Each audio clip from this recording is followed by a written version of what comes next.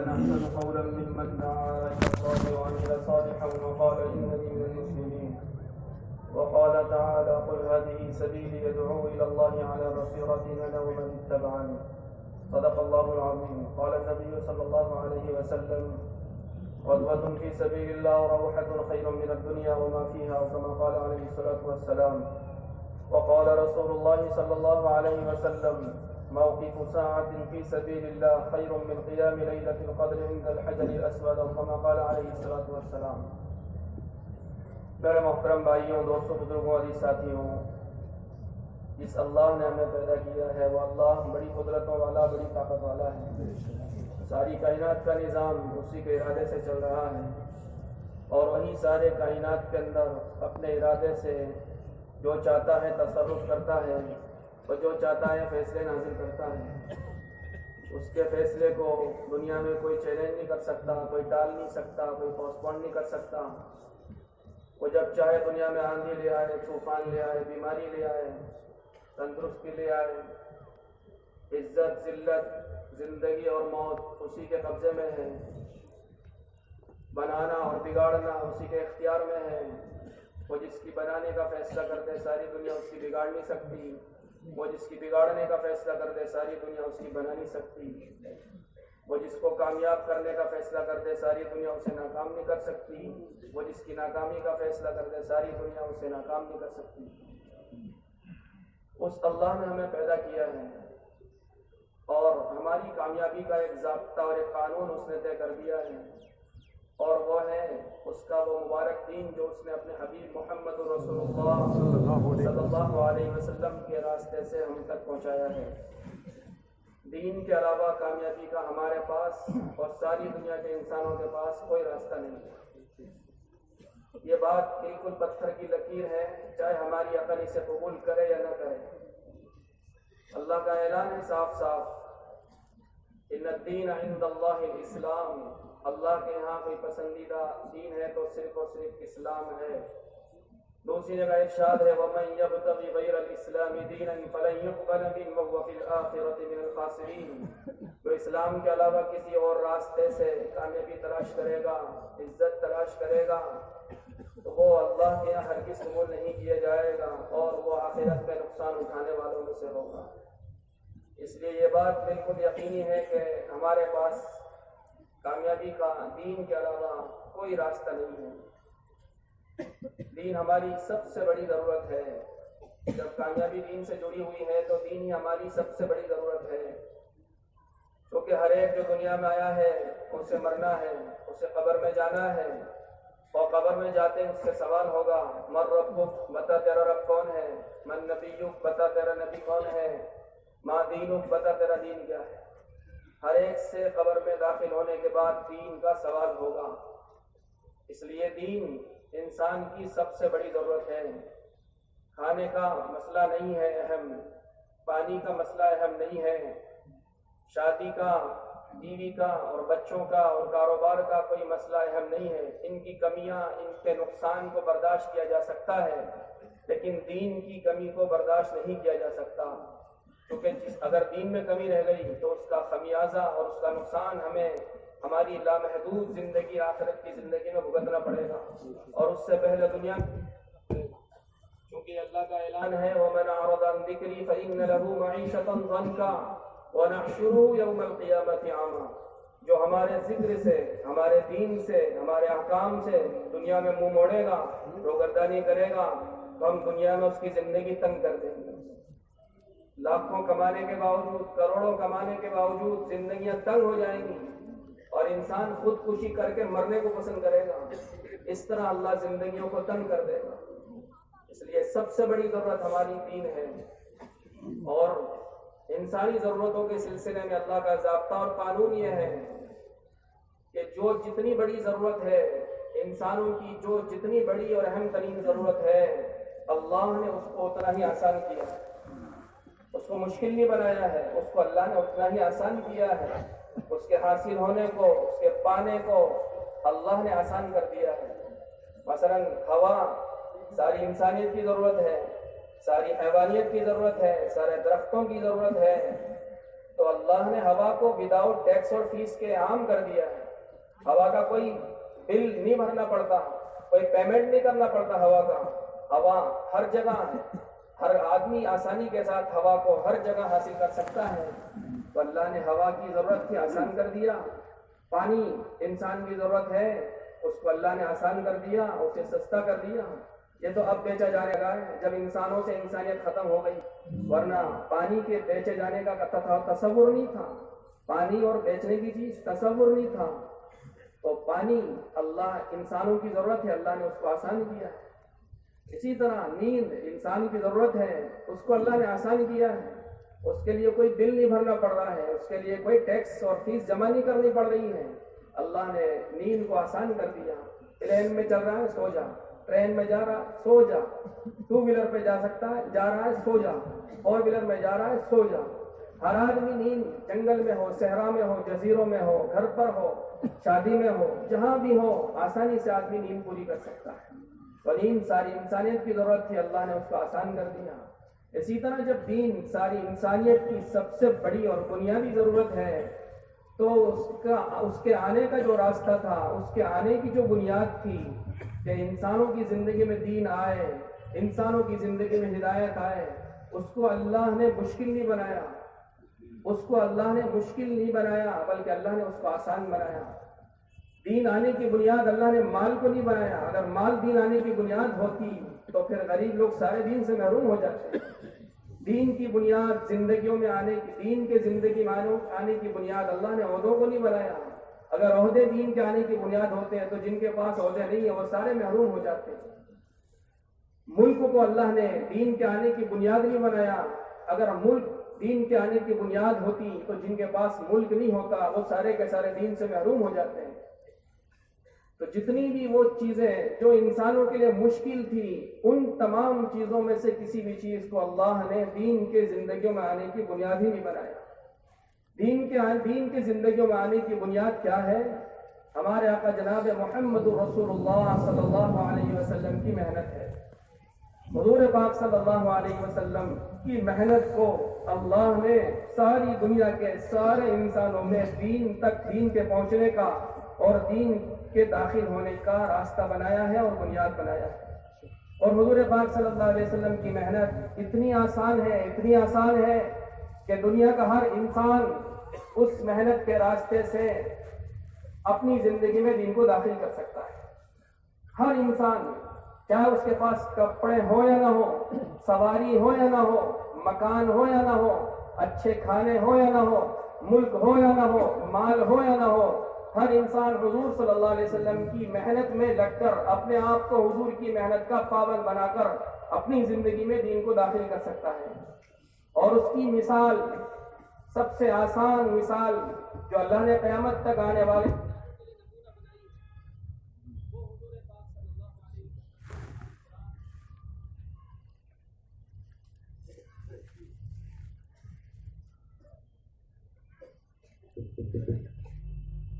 اور اس کی سب سے آسان مثال حضور پاک صلی اللہ علیہ وسلم کے صحابہ کی زندگی ہے.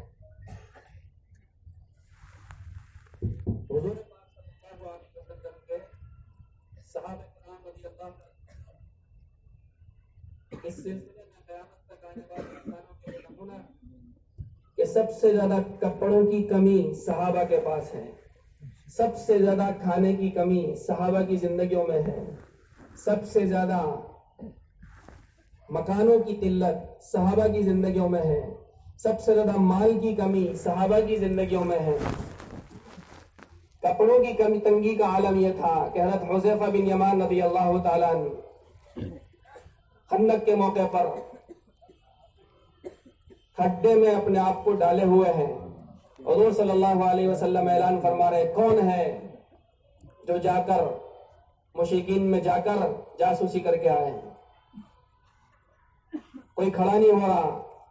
آخر حضور پاک صلی اللہ علیہ وسلم حضرت حذیفہ کے پاس سے گزرے تو پوچھا کون؟ کہ حذیفہ. اور حذیفہ کا حال یہ تھا, خود بیان کرتے ہیں, میرے پاس صرف ایک ہی چادر تھی, وہ بھی میری نہیں تھی, میری بیوی کی تھی, وہ بھی پوری نہیں تھی, ناف سے لے کے گھٹنے تک, پورا سوٹ نہیں ہے.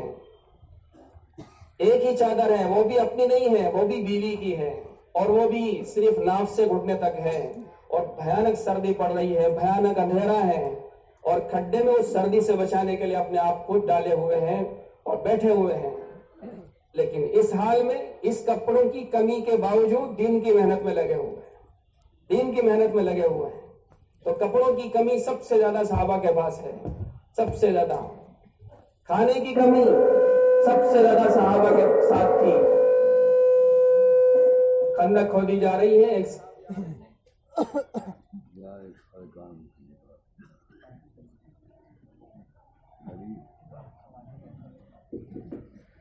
خندق کھودی جا رہی ہے. ایک صحابی آ رہے ہیں، یا رسول اللہ دیکھیے بھوک کا عالم یہ ہے کہ پیٹ پر پتھر بندھا ہوا ہے. بھوک کا عالم یہ ہے کہ پیٹ پر پتھر بندھا ہوا ہے. ہم میں سے کوئی شاید ہوگا جس نے اب تک کی زندگی میں بھوک کی وجہ سے پیٹ پر پتھر بندھا ہوگا. شاید ہی جے پور میں کوئی ملے جس نے ایسی بھوک برداشت کی ہو کہ بھوک سے بچنے کے لیے پیٹ پر پتھر باندھنے کی نوبت آ رہی ہے. شاید دنیا میں کسی پر اتنی تنگی ہو کھانے کی کہ اسے بھوک کی وجہ سے اپنے پیٹ پر پتھر باندھنے کی نوبت آئی. لیکن اس بھوک کی شدت میں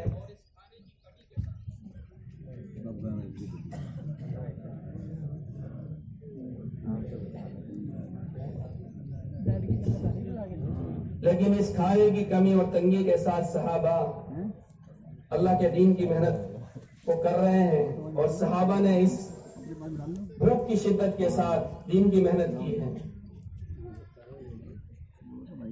پانی کی اس قدر قلت کہ بعض مرتبہ راہ خدا میں نکلے ہیں، پینے کا پانی نہیں ہے، پیاس نے ستایا تو اونٹ کو ذبح کیا، اس میں سے اونجی نکالی اور اس میں سے اس کی پھوس کو نکالا اور اس کو نچوڑا اور پھر اس کو پی کر اپنی پیاس کا انتظام کیا اور ٹھنڈک حاصل کرنے کے لیے اس کو اپنے بدن پر چپکایا. کس قدر تنگی ہوگی پانی کی. تو جتنی تنگیاں صحابہ پر آئی ہیں اتنی تنگیاں اب شاید دنیا میں کسی پر دنیا میں آئی ہو یا آئیں. تو سب سے زیادہ تنگیوں میں سب سے زیادہ مال کی، کپڑوں کی، کھانے کی، پانی کی کمی اور قلت کے ساتھ صحابہ سب سے زیادہ دیندار بن کر دنیا کو دکھا کر گئے. سب سے زیادہ ہدایت پا کر صحابہ نے دنیا کو دکھایا ہے. سب سے زیادہ دین کی محنت کر کے انہی تنگیوں میں صحابہ نے دنیا کے سامنے نمونہ اور مثال پیش کی ہے. تو حضور پاک صلی اللہ علیہ وسلم ایک ایسی محنت دنیا میں دین کے زندگی میں آنے کی امت کو اور انسانیت کو دے کر گئے ہیں کہ ساری دنیا کی ساری انسانیت اس محنت کے راستے سے اپنی زندگی میں دین کو داخل کر سکتی ہے اور ہدایت پر آ سکتی ہے. یہ محنت حضور پاک صلی اللہ علیہ وسلم کی، یہ محنت اللہ نے اپنے ایک بندے حضرت شاہ مولانا محمد الیاس صاحب رحمۃ اللہ علیہ کی قربانی، ان کے کڑنے، ان کے رونے، ان کے بلبلانے کی وجہ سے، ان کے فاقوں اور مجاہدوں کی وجہ سے، ان کے درد اور غم کی وجہ سے اللہ نے ان پر کھول دی اور اللہ نے ان کے راستے سے ہمیں یہ محنت عطا فرمائی. جب یہ محنت اللہ نے ہمیں دے دی تو ہماری ذمہ داری یہ ہے کہ ہم اس محنت کے شکر گزار بنیں. بڑی نعمت اللہ نے عطا فرمائی. حضرت جی فرمایا کرتے تھے اللہ نے مجھے قرن اول کا ہیرا دیا ہے. تو جب ہیرا ملا تو ہمیں قدردانی کرنا چاہیے. اللہ کا شکر گزاری کا اور قدردانی کا دنیا کے تمام انسانوں سے مطالبہ ہے. فرمایا وَاشْكُرُوا لِي وَلَا تَكْفُرُونَ، تم میری نعمتوں کی شکر گزاری کرو، ناقدری نہ کرو. اعلان ہے لَإِن شَكَرْتُمْ لَزِيدَنَّكُمْ وَلَإِن كَفَرْتُمْ إِنَّ عَذَابِي لَشَدِيدٌ. اگر تم میری نعمتوں کی شکر گزاری کرو گے تو میں ضرور نعمتوں کو بڑھا دوں گا، اور اگر ناشکری اور ناقدری کی تو میرا عذاب اور میری پکڑ بہت سخت ہے. شیطان تو چیلنج کر کے آیا ہے اللہ کو، لَآتِيَنَّهُمْ مِنْ بَيْنِ أَيْدِيهِمْ وَمِنْ خَلْفِهِمْ وَعَنْ أَيْمَانِهِمْ وَعَنْ شَمَائِلِهِمْ وَلَا تَجِدُ أَكْثَرَهُمْ شَاكِرِينَ. میں ضرور تیرے بندوں کو آگے سے اور پیچھے سے اور دائیں سے اور بائیں سے بہکا کر رہوں گا، اور یہ میرا چیلنج ہے، تم اپنے بندوں میں سے اکثر کو شکر گزار نہیں پاؤ. شیطان چیلنج کر کے آیا ہے، ناشکرہ بنا کر رہے گا. ہماری ذمہ داری یہ ہے کہ ہم شکر گزار بن کے دکھائیں اللہ تعالیٰ. یہ شکر ہی ہے جس پر اللہ تعالیٰ فرما رہا ہے مَا يَفْعَلُ اللَّهُ بِعَذَابِكُمْ إِن شَكَرْتُمْ وَآمَنْتُمْ وَكَانَ اللَّهُ شَاكِرًا عَلِيمًا. اللہ تمہیں عذاب دے کے کیا کرے گا؟ اللہ کو تمہیں عذاب دینے سے کیا فائدہ ملے گا اگر تم شکر گزار بن جاؤ اور تم ایمان والے بن جاؤ. اللہ نے ایک نعمت دے دی اپنے ایک بندے کے کرنے پر، اس کی قربانیوں پر. ہماری ذمہ داری ہے کہ ہم اس نعمت کے سلسلے میں اللہ کو قدردان بن کر دکھائیں کہ اللہ ہم اس نعمت کے قدردان ہیں. قدردانی سے نعمت باقی رہے گی، قدردانی سے نعمت باقی رہے گی، اور ناشکری سے نعمت چھین لی جائے گی. اس لیے صرف اس کی قدردانی یہ نہیں ہے کہ دور سے دیکھتے رہیں اور ہر سال اجتماع میں آتے رہیں اور بس، یہی قدردانی نہیں ہے. قدردانی یہ ہے کہ زندگیوں میں جگہ دیں. قدردانی یہ ہے کہ اپنے گھر میں جگہ دیں، اپنے خاندان میں جگہ دیں. یہ ہے اس کی قدردانی. اس پر جان لگائیں، اس پر مال لگائیں، یہ ہے قدردانی. تو محنت دے دی، اللہ کرے ہم سب قدردان ہو جائیں. حضور صلی اللہ علیہ وسلم کی اس محنت کے دو رخ ہیں. اس محنت سے ساری دنیا کی ساری انسانیت تک دین پہنچے گا. اس محنت کے دو رخ ہیں، اس محنت کے دو عمل ہیں. ایک عمل ہے خروج کا، یعنی راہ خدا میں نکل کر، اپنے گھر بار کو چھوڑ کر، اپنے بیوی اور بچوں کو چھوڑ کر راہ خدا میں نکل کر اللہ کے دین کی محنت کرنا. حضور کی محنت کا ایک رخ یہ ہے. اور اس محنت پر حضور پاک صلی اللہ علیہ وسلم نے اپنی امت کو اٹھایا اور ایسا عمومی ماحول مدینہ منورہ میں تیار کیا کہ ایک اعلان ہوتا تھا اور پورے مدینے کے اندر جانے والے، راہ خدا میں جانے والے پورے مدینے میں تیار ہو جاتے تھے. رکنے والا کوئی نہیں تھا، روکنے والا کوئی نہیں تھا. جانے والے سب تھے، بھیجنے والے سب تھے. بیوی اپنے شوہروں کو بھیجا کرتی تھی، مائیں اپنے بیٹوں کو بھیجا کرتی تھی، باپ اپنے بیٹوں کو بھیجا کرتا تھا، بیٹے اپنے باپ کو بھیجا کرتے تھے، بھائی اپنے بھائیوں کو بھیجا کرتے تھے. مردوں کے لیے کوئی رکاوٹ نہیں ہے، عورتوں کے لیے کوئی رکاوٹ نہیں ہے. جانے والے سارے، جانے والے سارے. کوئی رکنے کے لیے تیار نہیں، بلکہ روکنا پڑتا، اور جنہیں مجبوراً روکنا پڑتا وہ خوش نہیں ہوتے بلکہ وہ روتے تھے. قرآن ان کا منظر بیان کرتا ہے، تولوا واعینہم تفیض من الدم حزنا الا یجدوا ما ينفقون. وہ اس حال میں واپس ہوتے ہیں جب انہیں خرچ کرنے کے لیے نہیں ملتا، انہیں جانے کا موقع نہیں ملتا، تو وہ یوں نہیں کہتے ہم بچ گئے. خوشی خوشی واپس نہیں ہوتے بلکہ وہ اس حال میں واپس ہوتے کہ ان کے دل اندر سے رو رہے ہوتے ہیں، آنکھیں آنسو بہا رہی ہوتی ہیں، انہیں غم ہوتا ہے، انہیں درد ہوتا ہے، افسوس ہوتا ہے کہ انہیں راہ خدا میں جانے کا موقع نہیں مل پایا. ان کو اللہ نے اتنا نہیں دیا کہ وہ اللہ کے دین پر مال کو خرچ کرتے ہیں. یہ عالم تھا صحابہ کا راہ خدا میں جانے کے جذبے کے سلسلے میں. حضرت عمر بن خطاب رضی اللہ تعالیٰ نے اپنے اسی جذبے کا اظہار کرتے ہوئے فرماتے تھے، اگر دنیا میں 3 چیزیں نہ ہوتی تو میں اللہ سے ملنے کو پسند کرتا. نمبر 1 سجدے میں اپنی پیشانی کو اللہ کے سامنے رگڑنا. نمبر 2 علماء کی صحبت میں بیٹھنا. نمبر 3 اللہ کے راستے میں پیدل چلنا. اللہ کے دین کی محنت کے لیے راہ خدا میں پیدل چلنا، یہ عمر فاروق کا جذبہ ہے، اس ہستی کا جذبہ ہے جس کے بارے میں اللہ کے نبی فرما کر گئے، لو کان بعدی نبی لکان عمر. اگر میرے بعد نبوت کا سلسلہ جاری ہوتا تو عمر نبی ہوتے. جن کو دنیا میں ایک مجلس میں جنت کی بشارت سنا دی گئی. حضور پاک صلی اللہ علیہ وسلم جن کے محل کو جنت میں دیکھ کر آئے، ان کا جذبہ راہ خدا میں نکلنے کا، دین کی محنت کا یہ ہے. اللہ کرے یہ سارا یہی جذبہ پوری امت میں پیدا ہو جائے. تو ایک رخ ہے اللہ کے دین کی محنت کا، خروج کا، کہ حضور صلی اللہ علیہ وسلم خود بھی نکلتے تھے اور صحابہ کو بھی نکالتے تھے، اور بار بار نکلتے تھے اور بار بار صحابہ کو نکالتے تھے. دوسرا رخ ہے حضور صلی اللہ علیہ وسلم کی محنت کا، مقامی عمل، مقامی کام. مقامی کام میں اور راہ خدا میں نکلنے میں فرق یہ ہے کہ جو اعمال راہ خدا میں نکل کر کیے، جو اعمال راہ خدا میں نکل کر کیے وہ خروج کی محنت ہے. انہی اعمال کو مقام پہ آنے کے بعد بیوی بچوں کی مشغولی کے ساتھ کرنا، کاروبار کی مشغولی کے ساتھ کرنا، گھر اور دکان کی مشغولی کے ساتھ کرنا، یہ مقامی کام کہلاتا ہے. کوئی فرق نہیں ہے، صرف بیوی بچوں گھر کاروبار کو چھوڑ کر راہ خدا میں نکل کر دین کی محنت کرنا، یہ خروج ہے. اور خروج کے زمانے میں جو اعمال مقام پر رہ کر، خروج کے زمانے میں جو اعمال کیے مقام پر آنے کے بعد بیوی بچوں کی مشغولی کے ساتھ، گھر اور کاروبار کی مشغولی کے ساتھ انہی اعمال کو کرنا، یہ مقامی کام کہلاتا ہے. تو حضور پاک صلی اللہ علیہ وسلم کی محنت کے اندر 4 اعمال ہیں جو راہ خدا میں نکل کر کیے جاتے ہیں اور انہیں مقام پر زندہ کرنے کی فکریں کی جاتی ہیں. نمبر 1 دعوت. نمبر 2 عبادت، سیکھنا، تعلیم اور تعلم، یعنی سیکھنا، دین کو سیکھنا اور سکھانا. اور نمبر 3 عبادت. اور نمبر 4 خدمت. یہ حضور پاک صلی اللہ علیہ وسلم کی محنت کے اعمال ہے. یہی اعمال نبوت کہلاتے ہیں، یہی اعمال ہدایت کہلاتے ہیں، اور یہی اعمال مساجد کہلاتے ہیں. جتنے نبی دنیا میں آئے سارے نبیوں نے ان چاروں کاموں کو کیا. ہر نبی دنیا میں داعی بن کر آیا, ہر نبی نے دنیا میں دین کو سکھانے کا کام کیا, ہر نبی نے دنیا میں آنے کے بعد اللہ کی عبادت کی, اللہ کی بندگی کی, اور ہر نبی نے دنیا میں اللہ کے بندوں کی ضرورتوں کو پورا کرنے کا کام کیا. اپنے کام خود کیے اور اللہ کے بندوں کی ضرورت کے کام آنے والے کام کیے, اللہ کے بندوں کی اور اللہ کے مخلوق کی خدمت کی. سارے کے سارے اعمال, سارے کے سارے نبیوں نے یہی اعمال کیے. اس لیے یہ سارے کے چاروں اعمال اعمال نبوت کہلاتے ہیں. خود حضور پاک صلی اللہ علیہ وسلم دعوت کے سلسلے میں حضور پاک صلی اللہ علیہ وسلم کا جذبہ یہ تھا کہ آپ کسی قیمت پر اس محنت کو, دعوت کے عمل کو چھوڑنے کو تیار نہیں تھے. مشرکین مکہ حضور پاک صلی اللہ علیہ وسلم کے چچا ابو طالب کے پاس آئے اور کہنے لگے, ابو طالب اپنے اس بھتیجے کو سمجھاؤ, ہم اسے جھیلتے جھیلتے لمبا زمانہ گزر چکا ہے اور اب جو ہے پانی سر سے اونچا ہو گیا. آپ اسے بلائیں اور اس سے پوچھیں کہ یہ چاہتا کیا ہے. اگر یہ سرداری چاہتا ہے تو مکے کا سردار بنا لیتے ہیں, اگر یہ مال چاہتا ہے تو سارے مکے کا مال لا کر جمع کر دیتے ہیں, یہ مالدار ہو جائے. اگر یہ حسین و جمیل لڑکیوں سے نکاح رچانا چاہتا ہے تو ہم ساری مکہ کی حسیناؤں کو جمع کر دیتے ہیں, جتنی سے چاہے نکاح کر لے اور پسند کر لے.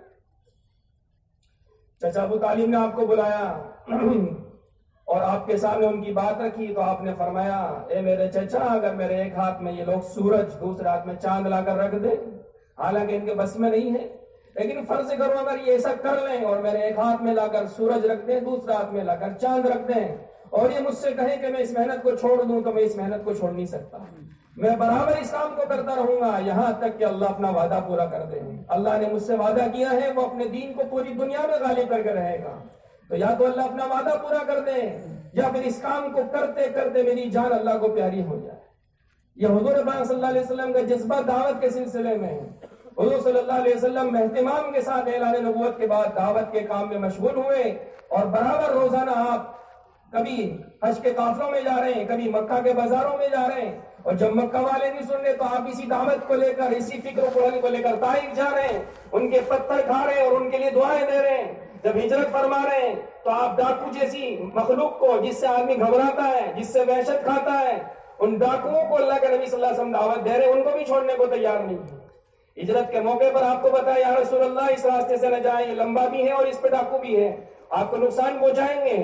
آپ نے فرمایا نہیں, میں اسی راستے سے جاؤں گا. آپ نے وہی راستہ اختیار کیا, وہ دونوں ڈاکو ملے, آپ نے ان دونوں ڈاکوؤں کو بلایا, ان سے پوچھا تمہارا نام کیا ہے.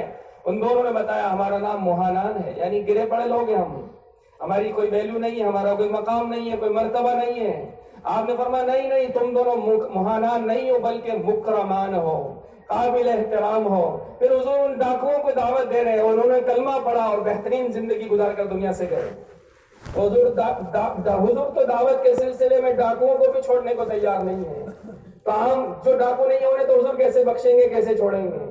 تو حضور صلی اللہ علیہ وسلم پوری زندگی, اور جب سن 6 ہجری میں صلح حدیبیہ ہو گئی تو حضور صلی اللہ علیہ وسلم نے اس صلح سے فائدہ اٹھاتے ہوئے اس زمانے کے جتنے سپر پاور تھے, قیصر اور کسرا اور نجاشی اور شاہ عمان, ان تمام بادشاہوں کو حضور صلی اللہ علیہ وسلم نے باقاعدہ خط لکھے اور باقاعدہ صحابہ کو خط دے کر ان کو روانہ کیا اور ان کو دعوت دی, ان کو دین کو قبول کرنے کی, ایمان کو قبول کرنے کی دعوت دی.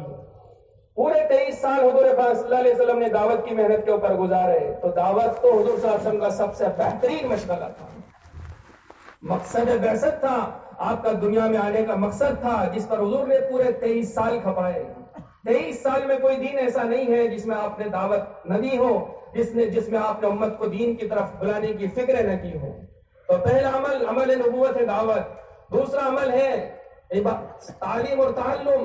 حضور صلی اللہ علیہ وسلم ایک طرف بچوں کو سکھانے کے لیے مساجد میں مکاتب کا نظام قائم فرما رہے مدینہ منورہ میں, اس کے لیے معلمین کو مقرر کیا جا رہا ہے, اور دوسری طرف اصحاب صفہ جو بڑی عمر والے ہیں حضور پاک صلی اللہ علیہ وسلم انہیں سکھا رہے ہیں. حضور صلی اللہ علیہ وسلم مسجد میں مردوں کو سکھا رہے ہیں, اپنے گھر میں آ کر حضرت عائشہ کو سکھا رہے ہیں, ازواج مطہرات کو سکھا رہے ہیں, مردوں کو سکھا رہے ہیں. عورتوں کو سکھانے کے لیے باقاعدہ ایک دن مقرر کیا جا رہا بدھ کا, آپ اہتمام سے تشریف لے جا رہے ہیں, پردے کے ساتھ مستورات کے, عورتوں کے احکام عورتوں تک پہنچا رہے ہیں, عورتوں کا دین عورتوں تک پہنچا رہے ہیں. پوری زندگی حضور پاک صلی اللہ علیہ وسلم کی تعلیم اور تعلم میں گزر رہی ہے. آپ دین سکھا رہے ہیں, صحابہ کو دین سکھانے والا بنا رہے ہیں. تو دوسرا عمل نبوت ہے تعلیم اور تعلم. تیسرا عمل نبوت ہے عبادت. حضور صلی اللہ علیہ وسلم اس دعوت کے ساتھ اتنی عبادت اللہ تعالیٰ کی فرما رہے ہیں، دن میں تو مخلوق کے سامنے اپنے آپ کو کھپا رہے ہیں اور رات کو خالق کے سامنے کھڑا ہو کر اتنا لمبا قیام فرما رہے ہیں کہ روایات میں موجود ہے حتی تتورط قدما، آپ کے دونوں قدم میں سوجن آ گئی، آپ ایک ہی رکعت میں سورہ بقرہ، سورہ آل عمران، سورہ مائدہ پڑھ رہے ہیں۔ اور جب عائشہ رضی اللہ تعالیٰ عنہ عبادت میں اس مشقت پر آپ سے عرض کر رہی ہیں، یا رسول اللہ آپ بخشائے ہیں، پھر آپ اپنے آپ کو اتنا کیوں تھکا رہے ہیں؟ تو آپ کا جواب آ رہا ہے، عائشہ افلا اکون عبدا شکورا، تو کیا میں اپنے رب کا شکر گزار بندہ نہ بنوں؟ تو کیا میں اپنے رب کا شکر گزار بندہ نہ بنوں؟ یہ آپ کی عبادتوں کا حال ہے۔ اسی کے ساتھ چوتھا عمل آپ کا خدمت کا ہے۔ آپ کی خدمت کا عالم یہ ہے کہ ایک بڑھیا کو آپ دیکھ رہے ہیں کہ وہ جا رہی ہے، سامان اس کے پاس زیادہ ہے، آپ اس کے پاس پہنچ کے کہہ رہے ہیں کہ بڑی بھی اگر آپ کہو تو سامان اٹھا لوں، کیا اٹھا لو؟ بڑی بھی کا سامان اپنے کندھے پر رکھ کر، اپنے سر پر رکھ کر آپ روانہ ہیں، اور وہ بڑی بھی پورے راستے آپ کی برائی کرتی جا رہی ہے۔ بیٹا مکہ میں ایک نوجوان ہے جس نے یہ کیا، جس نے یہ کیا، یہ توڑ کیا، یہ فتنہ کیا اور یہ ہنگامہ برپا کر دیا، یہ فساد پورے مکہ میں برپا کر دیا، بیٹا تو ہرگز اس سے مت ملنا۔ یہاں تک کہ اس بڑھیا کا مقام جہاں اسے جانا تھا وہ آ گیا، آپ نے وہ گٹھی رکھی اس کی، اور پھر اس بڑھیا نے آپ سے پوچھا بیٹا تمہارا نام کیا ہے؟ تو آپ فرما رہے اماں جس کی تم برائی کرتی ہوئی آ رہی تھی وہ محمد میں ہی ہوں، وہ محمد میں ہی ہوں۔ بس بڑھیا پسینہ پسینہ ہو گئے شرم کے مارے، اور اسی وقت اس نے کلمہ پڑھ لیا کہ اگر وہ تم ہو تو تمہاری زندگی تو بہترین زندگی ہے اور تمہارا دین بہترین دین ہے۔ تقریر نہیں کی حضور نے، بیان نہیں کیا، صرف خدمت کی، اس خدمت کے راستے سے ایمان اس کے دل میں اتار دیا۔ یہ عمل نبوت ہے۔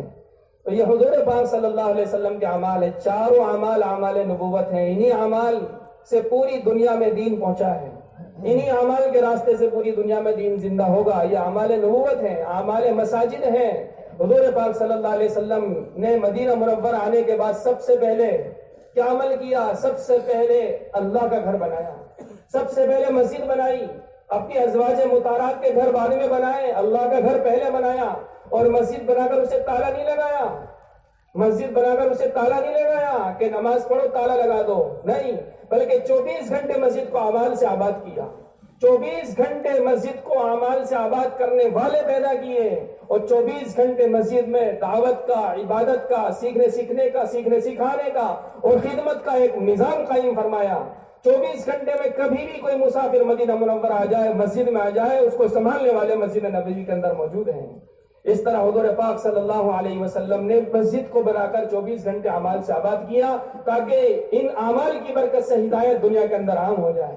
دیکھنے کے بہت معمولی اعمال ہیں، دعوت، تعلیم و تعلم، عبادت اور خدمت، لیکن حضرت مولانا یوسف صاحب رحمۃ اللہ علیہ جو پوری دنیا کے 2 نمبر کے امیر تھے، وہ انہی اعمال کے بارے میں فرماتے تھے اور ان کی طاقت کے بارے میں فرماتے تھے کہ تم ان چاروں اعمال کو کرتے رہو، اللہ ان چاروں اعمال کی برکت سے دنیا کی چاروں سمتوں میں ہدایت کو پھیلا دے گا۔ مشرق، مغرب، شمال اور جنوب، چاروں سمتوں میں اللہ ہدایت کو پھیلا دے گا، اور دنیا میں 4 بڑی قومیں آباد ہیں، یہود، نصارہ، مشرکین اور کفار۔ ان چاروں اعمال میں لگنے کی برکت سے اللہ چاروں قوموں کو ہدایت دے دے گا، چاروں قوموں میں اللہ پاک ہدایت کو پھیلا دے گا۔ دیکھنے کے معمولی ہے، لیکن اللہ نے بڑی طاقت رکھی ہے ان اعمال کے اندر۔ اس لیے میرے عزیزوں بزرگوں، یہ حضور پاک صلی اللہ علیہ وسلم کی محنت ہے، یہ کوئی تماشا نہیں ہے، کوئی کھیل نہیں ہے، کوئی پکنک نہیں ہے جس کو صرف دیکھ کر خوش ہو جاؤ، جس کو صرف سن کر خوش ہو جاؤ۔ یہ تو کرنے کی چیز ہے، یہ تو ہر ایک مسلمان کی ذمہ داری ہے۔ کس قدر زندگیوں کے اندر انقلاب انہی اعمال کے راستے سے آیا ہے، کس قدر ہدایت کی تاثیر اللہ نے ان اعمال کے اندر رکھی ہے۔ ایک جماعت گئی کرنول اجتماع کے اندر علماء کی، امیر صاحب فرماتے ہیں ابھی اسی سال کرنول کا اجتماع ہوا، 12 سے لے کے 2 بجے کے درمیان میرا جاگنے کا نمبر آیا، میری جاگنے کی باری آئی۔ میں مسجد کے گیٹ پر گیا اور میں نے باہر دیکھا تو فٹ پاتھ پر ایک آدمی نظر آیا۔ میں اس کے پاس گیا تو اس نے بچنا شروع کیا، ہم اس کے قریب ہو رہے تھے، وہ بچ رہا تھا، تو میں نے پکڑ کر اسے سینے سے لگا لیا، اسے گلے سے لگا لیا، چونکہ اس نے پی رکھی تھی، بس گلے سے لگانا تھا، وہ چاروں شانے چت ہو گیا اور کہنے لگا آج 15 سال ہو گئے مجھے پیتے پیتے، کبھی مجھ سے کسی نے بات نہیں کی، تم پہلے شخص ہو جس نے مجھے گلے سے لگایا۔ پھر اس کے بعد اس کو مسجد میں لایا، اس کو کھلایا پلایا، اور پھر اس کی تشکیل کی، وہ کرما والی اجتماع میں آیا اور راہ خدا میں وقت لگا کر گیا۔ صرف ایک خدمت کے عمل پر اللہ نے، صرف ایک خدمت جو عمل نبوت ہے، اس کی زندگی جو 15 سال سے غلط لائن میں گزر رہی تھی، اللہ نے اس میں انقلاب برپا کر دیا۔ یہ عمل نبوت ہے۔ ایک جماعت کی کارگزاری ہوئی نظام الدین میں،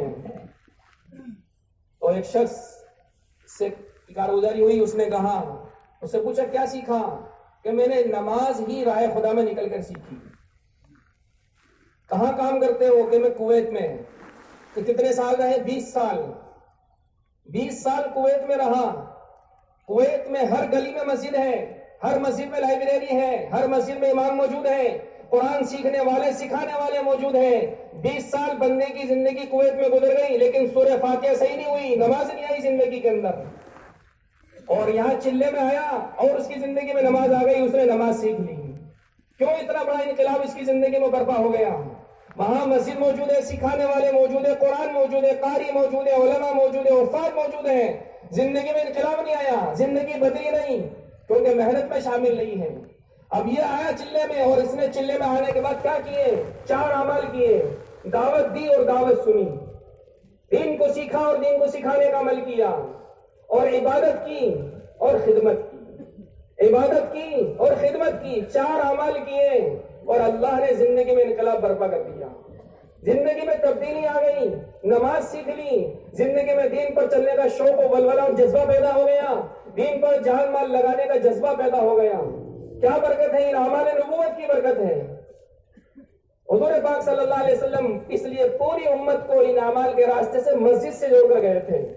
ان اعمال کے راستے سے پوری امت کو مسجد سے جوڑ کے گئے۔ ساری امت سب سے پہلے مسجد بنائی، پوری امت کو مسجد سے جوڑا، یہاں تک کہ نکاح جیسا عمل، اس کے بارے میں بھی حضور نے فرمایا، اعلنوا النکاح وجعلوہ فی المساجد، نکاح کا اعلان کرو اور اسے مسجد میں کرو۔ اس کا مسجد میں ہونا اس بات کی نشانی ہے کہ نکاح ہمارے یہاں صرف ایک معاملہ نہیں ہے، کاروبار کی طرح ایک کاروباری چیز نہیں ہے، بلکہ عبادت ہے۔ اس کی دلیل یہ ہے کہ اس کو مسجد میں کرنے کا حکم ہے۔ تو نکاح کے بارے میں حضور فرما رہے مسجد میں آؤ، سیکھنا سکھانا علم حاصل کرنا ہے مسجد میں آؤ، داعی بننا ہے مسجد میں آؤ۔ ہر عنوان پر حضور پاک صلی اللہ علیہ وسلم پوری امت کو مسجد سے جوڑ کر گئے۔ مسجد سے جڑنے کے، مسجد میں ان اعمال کے زندہ ہونے کے کیا اثرات ہوئے اور کیا تبدیلی آئی اور کتنے اثرات دنیا میں ظاہر ہوئے۔ آج مسلمان کو سمجھ میں نہیں آتا مسجد کیا، مسجد کیا، مسجد سے جوڑے کیا، مسجد میں کیا رکھا ہے۔ بہت آسانی سے کہہ دیتا ہے مسلمان، ملا کی دوڑ مسجد تک۔ کیا کہتا ہے؟ ملا کی دوڑ مسجد تک۔ حضرت مولانا یوسف صاحب رحمۃ اللہ علیہ اسی پر فرماتے تھے، جسے مسجد تک دوڑنا آ گیا اسے سب آ گیا، جسے مسجد تک دوڑنا آ گیا اسے سب آ گیا۔ آج مسجد تک دوڑنا نہیں آ رہا، اسی لیے ساری پریشانیاں ہیں۔ حضور نے مسجد تک دوڑنے والا بنایا تھا، اس لیے ساری امت پریشانیوں سے، آفتوں سے بچی ہوئی تھی۔ مسجد چھوٹ گئی، پریشانیوں میں اور آفتوں میں گر گئی۔ تو اس لیے حضور پاک صلی اللہ علیہ وسلم نے مسجد پر آ کر مسجد کو اعمال سے آباد کیا، اور ان اعمال سے لوگوں کو ہدایت ملی۔ سن 8 ہجری میں قبیلہ ثقیف کا ایک وفد آیا طائف سے، تقریباً 6 آدمی پر مشتمل۔ حضور صلی اللہ علیہ وسلم چاہتے تو مدینہ میں کہیں بھی ٹھہرا سکتے تھے، بڑے بڑے میدان بھی تھے، صحابہ کے مکان بھی تھے۔ حضور صلی اللہ علیہ وسلم جانتے تھے دل سب سے زیادہ مسجد میں بدلتے ہیں، سب سے زیادہ دل جو اثر لے گا وہ مسجد کے ماحول میں لے گا۔ حضور نے فرمایا ان کے خیمے مسجد میں لگا دو۔ مسجد میں خیمے لگا دیے، بیچ میں ایک درمیان میں بات کرنے والا ایک میڈیٹر مقرر ہو گیا، حضور کی بات ان تک پہنچائے، ان کی بات حضور تک پہنچائے۔ اس نے ان سے بات چیت کی۔ اس قبیلے کے وفد نے کہا دیکھو ہم کلمہ تو پڑھیں گے لیکن 3 شرطوں کے ساتھ۔ نمبر 1 نماز نہیں پڑھیں گے، نمبر 2 زکات نہیں دیں گے، نمبر 3 دین کی محنت نہیں کریں گے۔ 3 شرطیں ہیں، کلمہ تو پڑھ لیں گے، اسلام تو قبول کریں گے، لیکن نماز نہیں پڑھیں گے، زکات نہیں دیں گے اور دین کی محنت بھی نہیں کریں گے۔ حضور صلی اللہ علیہ وسلم نے منظور فرما لیا، یہ انہیں مسجد میں ٹھہراؤ۔ 3 دن میں ان کو مسجد دکھائی، مسجد کے اعمال دکھائے، مسلمان دکھایا مسلمان کیسا ہوتا ہے۔ تو مسلمان بھی نگاہوں کے سامنے سے گزرا اور مسجد کے اعمال بھی نگاہوں سے گزرے۔ 3 دن پورے ہوئے، کہنے لگے نماز بھی پڑھیں گے، زکات بھی دیں گے اور دین کی محنت بھی کریں گے۔ تینوں خود بخود کہنے لگے پہلا ہی دن ہے، دین کی محنت سمجھ میں آ گئی، پہلا ہی دن ہے، اسلام لائے ہیں آج اور پہلے ہی دن سے دین کی محنت سمجھ میں آ گئی۔ تو مسجد والے اعمال ہیں، حضور پاک صلی اللہ علیہ وسلم والے اعمال ہیں جو ہدایت کا طاقتور سبب ہے، جو دین کی زندگیوں میں آنے کا سبب ہے۔ چور آیا، حضور صلی اللہ علیہ وسلم مسجد میں باندھ دو، چور آیا مسجد میں باندھ دو، مہمان کے لیے مہمان خانہ مسجد اور چور کے لیے قید خانہ بھی مسجد۔ 3 دن تک مسجد میں باندھے رکھا، 3 دن کے بعد فرمایا چھوڑ دو، چھوڑ دیا اسے، گیا غسل کر کے آیا، کہنے لگا تم نے مجھے چھوڑ دیا، میرا دل لے لیا، اور کلمہ پڑھ کے اسلام میں داخل ہو گیا۔ یہ مسجد کے اعمال، مسجد والے اعمال، حضور پاک صلی اللہ علیہ وسلم والے اعمال ہیں، اعمال نبوت ہیں، اعمال ہدایت ہیں۔ اللہ نے حضور صلی اللہ علیہ وسلم کو دین کی محنت سکھا کے چلے گئے، اب ہمیں اور آپ کو اور قیامت تک آنے والے تمام انسانوں کو، مردوں کو، عورتوں کو جو ہدایت ملے گی اور جو ان کی زندگی میں دین آئے گا، اس کا راستہ کیا ہے؟ اس کا راستہ حضور پاک صلی اللہ علیہ وسلم والے اعمال ہیں، اس کا راستہ حضور پاک صلی اللہ علیہ وسلم والے اعمال ہیں، مسجد والے اعمال ہیں۔ ان چاروں اعمال، دعوت، تعلیم و تعلم، عبادت اور خدمت، ان چاروں اعمال کو مقام پر زندہ کرنے کے لیے، ان چاروں اعمال کو مقام پر وجود میں لانے کے لیے، ہمارے بڑے کہتے ہیں ہر مسلمان مقام پر آنے کے بعد راہ خدا سے لوٹنے کے بعد 5 عمل کرے، 5 عمل کریں۔ ان چاروں اعمال کو مقام پر زندہ کرنے کے لیے، اپنی مسجدوں کو مسجد نبوی کے نمونے پر لانے کے لیے، اپنی مسجدوں کو مسجد نبوی کے نمونے پر لانے کے لیے مقام پر ایک ہر مسلمان 5 عمل کرے۔ ہر مسلمان کے ذمے ہے۔ لوگ کہتے ہیں کہ تبلیغ والوں کا کام ہے، تبلیغ والوں کا نہیں، ہر مسلمان کے ذمے ہے۔ حضور ہر مسلمان کو داعی بنا کر گئے، حضور صلی اللہ علیہ وسلم ہر مسلمان کو دین کو سیکھنے سکھانے والا بنا کر گئے۔ حضور فرما کے گئے تھے کن عالما او متعلما او مستمعا او محبا، تم یا تو دنیا میں عالم بنو یا طالب علم بنو، یعنی علم کی بات کو، علم دین کو سیکھنے والے بنو، یا علماء سے محبت کرنے، یا علم دین کی بات کو سننے والے بنو، یا علماء سے محبت کرنے والے بنو۔ ہر مسلمان سے کہہ کر گئے حضور صلی اللہ علیہ وسلم تم یا تو عالم بنو یا دین کو سیکھنے والے بنو، یا پھر دین کی بات کو سننے والے بنو، اور یا پھر علماء سے محبت کرنے والے بنو۔ صرف تبلیغ والوں کا کام نہیں، صرف جماعت والوں کا کام نہیں، ہر مسلمان کا کام ہے کہ وہ داعی بنے، وہ دین کو سیکھے اور اسے سکھائے۔ ہر مسلمان کا کام ہے۔ وہ مسلمان کیا جو دین نہ سیکھے، وہ مسلمان کیا جو دین نہ سکھائے۔ حضور پوری امت کو کہہ کر گئے بلغوا عنی ولو آیا، ایک آیت بھی اگر تمہیں معلوم ہے اور میری جانب سے دین کی ایک بات بھی تم تک پہنچی ہے، تمہاری ذمہ داری سے دوسروں تک پہنچاؤ۔ تو حضور صلی اللہ علیہ وسلم ہر مسلمان کو داعی، ہر مسلمان کو معلم اور متعلم بنا کر گئے، ہر مسلمان کو حضور صلی اللہ علیہ وسلم خدمت کرنے والا بنا کر گئے، ہر مسلمان کو حضور پاک صلی اللہ علیہ وسلم عبادت کرنے والا بنا کر گئے۔ ہر مسلمان 4 کام کریں، ہر مسلمان ان اعمال نبوت کو کرے تو ان اعمال سے اس کی زندگی میں بھی دین آئے گا، اس کی نسلوں میں بھی دین آئے گا، اس کے محلے میں بھی دین آئے گا، اس کی برادری میں بھی دین آئے گا، اس کے پورے علاقے میں دین آئے گا اور پوری دنیا میں دین جائے گا۔ تو 4 اعمال زندہ ہو جائے ہمارے مقام پر، اس لیے ہر مسلمان کو مقام پر کہا جاتا ہے ہمارے بڑوں کی طرف سے 5 اعمال کریں۔ نمبر 1 مشورہ، نمبر 1 مشورہ، نمبر 2 اپنے مسجد کی روزانہ کی تعلیم، نمبر 3 2.5 گھنٹہ روزانہ مسجد کی آبادی کے لیے 2.5 گھنٹہ، نمبر 4 ہفتے کے 2 گشت، اور نمبر 5 مہینے کے 3 دن۔ ان میں سب سے پہلا عمل اور بنیادی عمل یہ ہے کہ ہر مسلمان روزانہ مسجد کو وقت دے، روزانہ مسلمان مسجد کو وقت دے، مسجد کو آباد کرنے کے لیے روزانہ وقت نکالے، ٹائم نکالے، کیونکہ حضور پاک صلی اللہ علیہ وسلم کی مسجد 24 گھنٹے مسجد سے آباد، اعمال سے آباد تھی، ہر مسلمان مسجد سے جڑا ہوا تھا۔ آج بھی ہر مسلمان کی ذمہ داری یہ ہے کہ وہ مسجد کو وقت دے۔ حضور پاک صلی اللہ علیہ وسلم کی مسجد 24 گھنٹے اعمال سے آباد رہتی تھی۔ صحابہ کا معمول کیا تھا؟ صحابہ کا معمول یہ تھا کہ ایک صحابہ کی 3 جماعتیں تھیں۔ ایک جماعت وہ تھی جو آدھا دن اور آدھی رات مسجد کو دیتی تھی، وہ انصار کی جماعت تھی۔ چونکہ انصار کاشتکاری کیا کرتے تھے، ان کے کھیت اور باغات تھے، تو وہ آدھا دن تو کھیت میں اور آدھا مسجد میں، اور آدھی رات گھر پر اور آدھی رات مسجد میں لگاتے تھے۔ پھر اس سے اوپر مہاجرین کی جماعت تھی جو آدھے سے زیادہ لگاتی تھی۔ آدھے سے، چونکہ وہ تاجر تھے تو بازاروں میں جاتے تھے، کاروبار کرتے تھے، لیکن انصار سے زیادہ وقت مسجد کو دیا کرتے تھے۔ اور پھر اس سے اوپر ایک تیسری جماعت تھی جو اصحاب صفہ کی جماعت کہلاتی تھی۔ ان کا کوئی گھر نہیں تھا، کوئی در نہیں تھا، مسجد ہی ان کا گھر اور مسجد ہی ان کا در، اسی میں پڑے رہتے تھے، وہیں پر کھاتے تھے، وہیں پر سوتے تھے، وہیں پر دین سیکھتے تھے اور وہیں سے دین کے تقاضوں پر جایا کرتے تھے۔ تو یہ تیسری جماعت تھی جو 24 گھنٹے مسجد کو دیا کرتی تھی۔ 3 جماعتیں ہو گئی۔ ایک انصار کی، ایک مہاجرین کی اور ایک اصحاب صفہ کی. اصحاب صفہ پورا وقت دینے والے اور مہاجرین زیادہ وقت دینے والے اور انصار آدھا آدھا دینے والے، آدھا دن دینے والے اور آدھی رات دینے والے. یہ تین طبقے کے لوگ تھے، تین قسم کے لوگ تھے جو مسجد نبوی کو وقت دیا کرتے تھے. اور 24 گھنٹے ان کی اوقات کی پابندی کی وجہ سے مسجد نبوی اعمال سے آباد رہا کرتی تھی. جب کبھی کوئی مسجد میں آ جائے اسے کوئی نہ کوئی عمل مسجد میں ملے گا، اسے دین سکھانے والا مسجد میں ملے گا، اسے عمل کرنے والا مسجد میں ملے گا، اس کی تربیت کا نظام مسجد میں موجود ہے، اس کو سیکھنے اور سکھانے کا نظام مسجد میں موجود ہے. اگر وہ ضرورت مند ہے تو اس کی ضرورت کو پوری کرنے کا نظام مدینہ منورہ کے اندر، مسجد نبوی کے اندر موجود ہے. اس طرح حضور صلی اللہ علیہ وسلم کی مسجد 24 گھنٹے مسجد اعمال نبوت سے آباد تھی. مسجد کو وقت تو ہمارے پاس بھی ہے، مسجد کو دینے کے لیے وقت تو ہمارے پاس بھی ہے، لیکن ہمارا وقت مسجد میں کیوں نہیں لگ رہا؟ اس لیے کہ صحابہ نے فارغ وقت تو مسجد میں دینے کی عادت بنا لی تھی. ہمارا فارغ وقت مسجد میں لگے گا. صحابہ فارغ وقت مسجد کو دینے کی عادت پر تھے اور معمول پر تھے.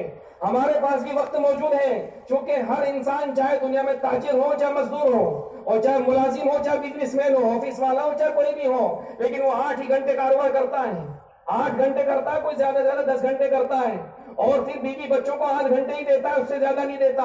یہ 8 گھنٹے کہاں ہیں؟ یہ 8 گھنٹے ہمارے پاس بھی ہیں جیسے صحابہ کے پاس موجود تھے، لیکن یہ 8 گھنٹے ہمارے ماحول میں ہوٹل پر، تراہوں پر، چوراہوں پر، بربادی سینٹروں پر دینے کا معمول بنا ہوا ہے. نسلیں اپنے باپ داداؤں سے پرکھوں سے دیکھتی آ رہی ہے کہ یہ 8 گھنٹے کہاں دینے ہیں؟ یہ تراہوں پر دینے ہیں، چوراہوں پر دینے ہیں، یہ ہوٹل پر دینے ہیں، یہ گیم پر دینے ہیں، یہ کرکٹ میں دینے ہیں، یہ کھیل میں دینے ہیں. تو وہ 8 گھنٹے ہمارے جو مسجد میں لگنے چاہیے تھے، وہ 8 گھنٹے امت کے بربادی سینٹروں پر لگ رہے ہیں. اسی لیے مولانا یوسف صاحب رحمۃ اللہ علیہ فرمایا کرتے تھے کہ مسلمان مسجد اور گھر کو وقت دینے سے نہیں بگڑتا. مسجد اور گھر تو صحابہ کے ساتھ بھی تھا، صحابہ کے ساتھ بھی تھا، صحابہ بھی مسجد میں تھے اور گھر میں بیوی اور بچوں کے ساتھ رہا کرتے تھے. بلکہ ہم سے زیادہ بچے صحابہ کے تھے اور بیویاں بھی صحابہ کی زیادہ تھیں. 4 بیوی، 3 بیویاں صحابہ کی تھیں. تو گھر کاروبار کو وقت دینے سے مسلمان دنیا میں نہیں بگڑتا، بلکہ مسلمان باقی جو فرصت کا وقت ہے اس کو بربادی سینٹروں پر برباد کرنے سے بگڑتا ہے.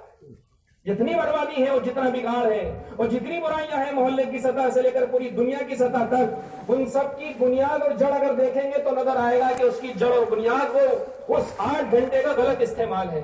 صحابہ یہ 8 گھنٹے مسجد میں دیا کرتے تھے، صحابہ یہ 8 گھنٹے مسجد میں دیا کرتے تھے، تو ان کو اس 8 گھنٹے کی برکت سے ان کی زندگی میں بھی دین آیا اور پورے مدینہ منورہ کے ایک گھر کے اندر ایک فرد کی زندگی میں دین آیا. ترتیب یہ تھی، اللہ تعالیٰ حضور صلی اللہ علیہ وسلم پر دین اتارتے تھے، حضور صلی اللہ علیہ وسلم صحابہ کو دیتے تھے، صحابہ اپنی بیوی اور بچوں کے پاس گھر میں لے جا کر انہیں دین سکھاتے تھے، اور میاں اور بیوی دونوں، شوہر اور بیوی دونوں اپنے بچوں کی تربیت کرتے تھے. اس طرح دین اوپر سے آتا تھا اور نیچے گھر تک پہنچتا تھا. حضور صلی اللہ علیہ وسلم کے راستے سے صحابہ تک اور صحابہ کے راستے سے مدینہ کے ایک گھر اور ایک فرد تک پہنچتا تھا. یہ ترتیب تھی. ان 8 گھنٹے کی ترتیب سے پورے مدینہ منورہ میں دین آیا. ایک گھر کی زندگی میں ایک گھر میں دین آیا، ایک فرد کی زندگی میں دین آیا. اسی طرح میرے عزیزو آج یہ 8 گھنٹے ہمارے پاس بھی موجود ہیں، لیکن صرف تھوڑا سا اپنی عادت کو بدلنا ہے، اپنے زندگی کے رخ کو بدلنا ہے، اپنی دلوں کی نیتوں کو درست کرنا ہے کہ نہیں، یہ 8 گھنٹے ہمارے بربادی سینٹروں کے لیے نہیں ہے، یہ 8 گھنٹے ہمارے ہوٹلوں کے لیے نہیں ہے، یہ 8 گھنٹے چوراہوں کے لیے نہیں ہے، یہ 8 گھنٹے ہمارے اللہ کے گھر کے لیے، اللہ کے گھر کے لیے ہیں. اللہ کے گھر کو جو وقت دینا، حدیث میں آتا ہے جو اللہ کے گھر کو آباد کرتا ہے اللہ پاک اس پر رحمت نازل فرماتا ہے، اللہ اس سے راضی ہو جاتا ہے، اللہ پاک اس سے راضی ہو جاتا ہے، اللہ پاک پل صراط پر سے بجلی کی طرح اسے پار فرمائے گا اور اللہ بلا حساب و کتاب اسے جنت میں داخلہ فرمائے گا.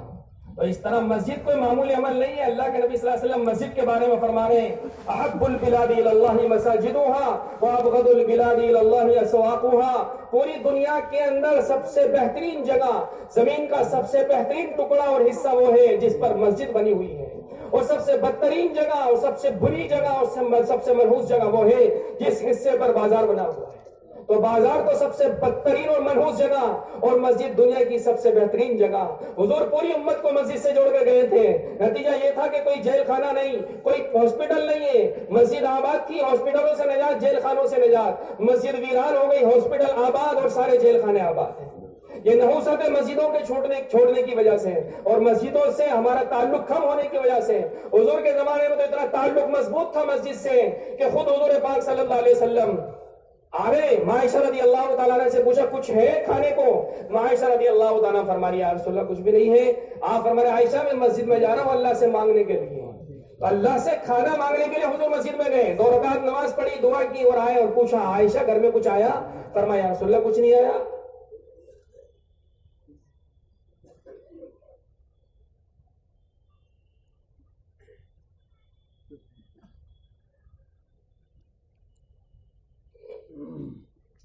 آپ صلی اللہ علیہ وسلم دوبارہ مسجد میں تشریف لے گئے, 2 رکعت نماز پڑھی, اللہ سے مانگا, پھر آگے پوچھا عائشہ کچھ آیا؟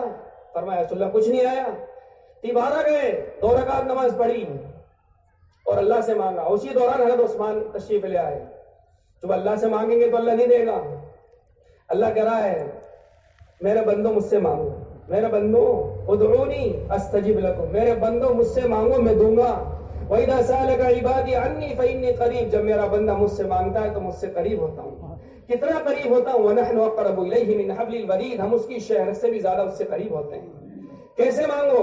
ادعوا ربکم تضرعا وخفیا, آپ کے رب سے عاجزی کرتے ہوئے, بلبلاتے ہوئے, گڑ گڑاتے ہوئے مانگو. مانگنے کا حکم بھی دے رہا ہے اور مانگنے پر اللہ دینے کا وعدہ بھی کر رہا ہے. تو حضور صلی اللہ علیہ وسلم نے مانگا, اللہ نے حضرت عثمان کو بھیجا. حضرت عثمان نے آئے اور پوچھا حضور کہاں ہیں؟ حضرت عائشہ سے رہا نہیں گیا, حضرت عائشہ سے رہا نہیں گیا اور آنکھوں سے آنسو چھلک پڑے. آپ رونے لگی اور فرمایا اللہ کے نبی صلی اللہ علیہ وسلم کو بھوک ہے, اور آپ صلی اللہ علیہ وسلم اللہ سے کھانا مانگنے کے لیے مسجد میں گئے.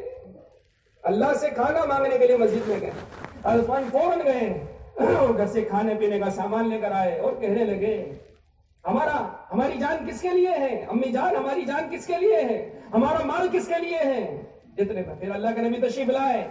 پوچھا آپ نے کچھ آئے کہ عثمان آئے تھے اور یہ سامان دے کر گئے اور یہ کہہ کر گئے. آپ نے سن کر فرمایا عائشہ میں تو اللہ ہی سے مانگوں گا, میں تو اللہ ہی سے مانگوں گا, میں پورے مدینے میں کسی سے نہیں کہوں گا.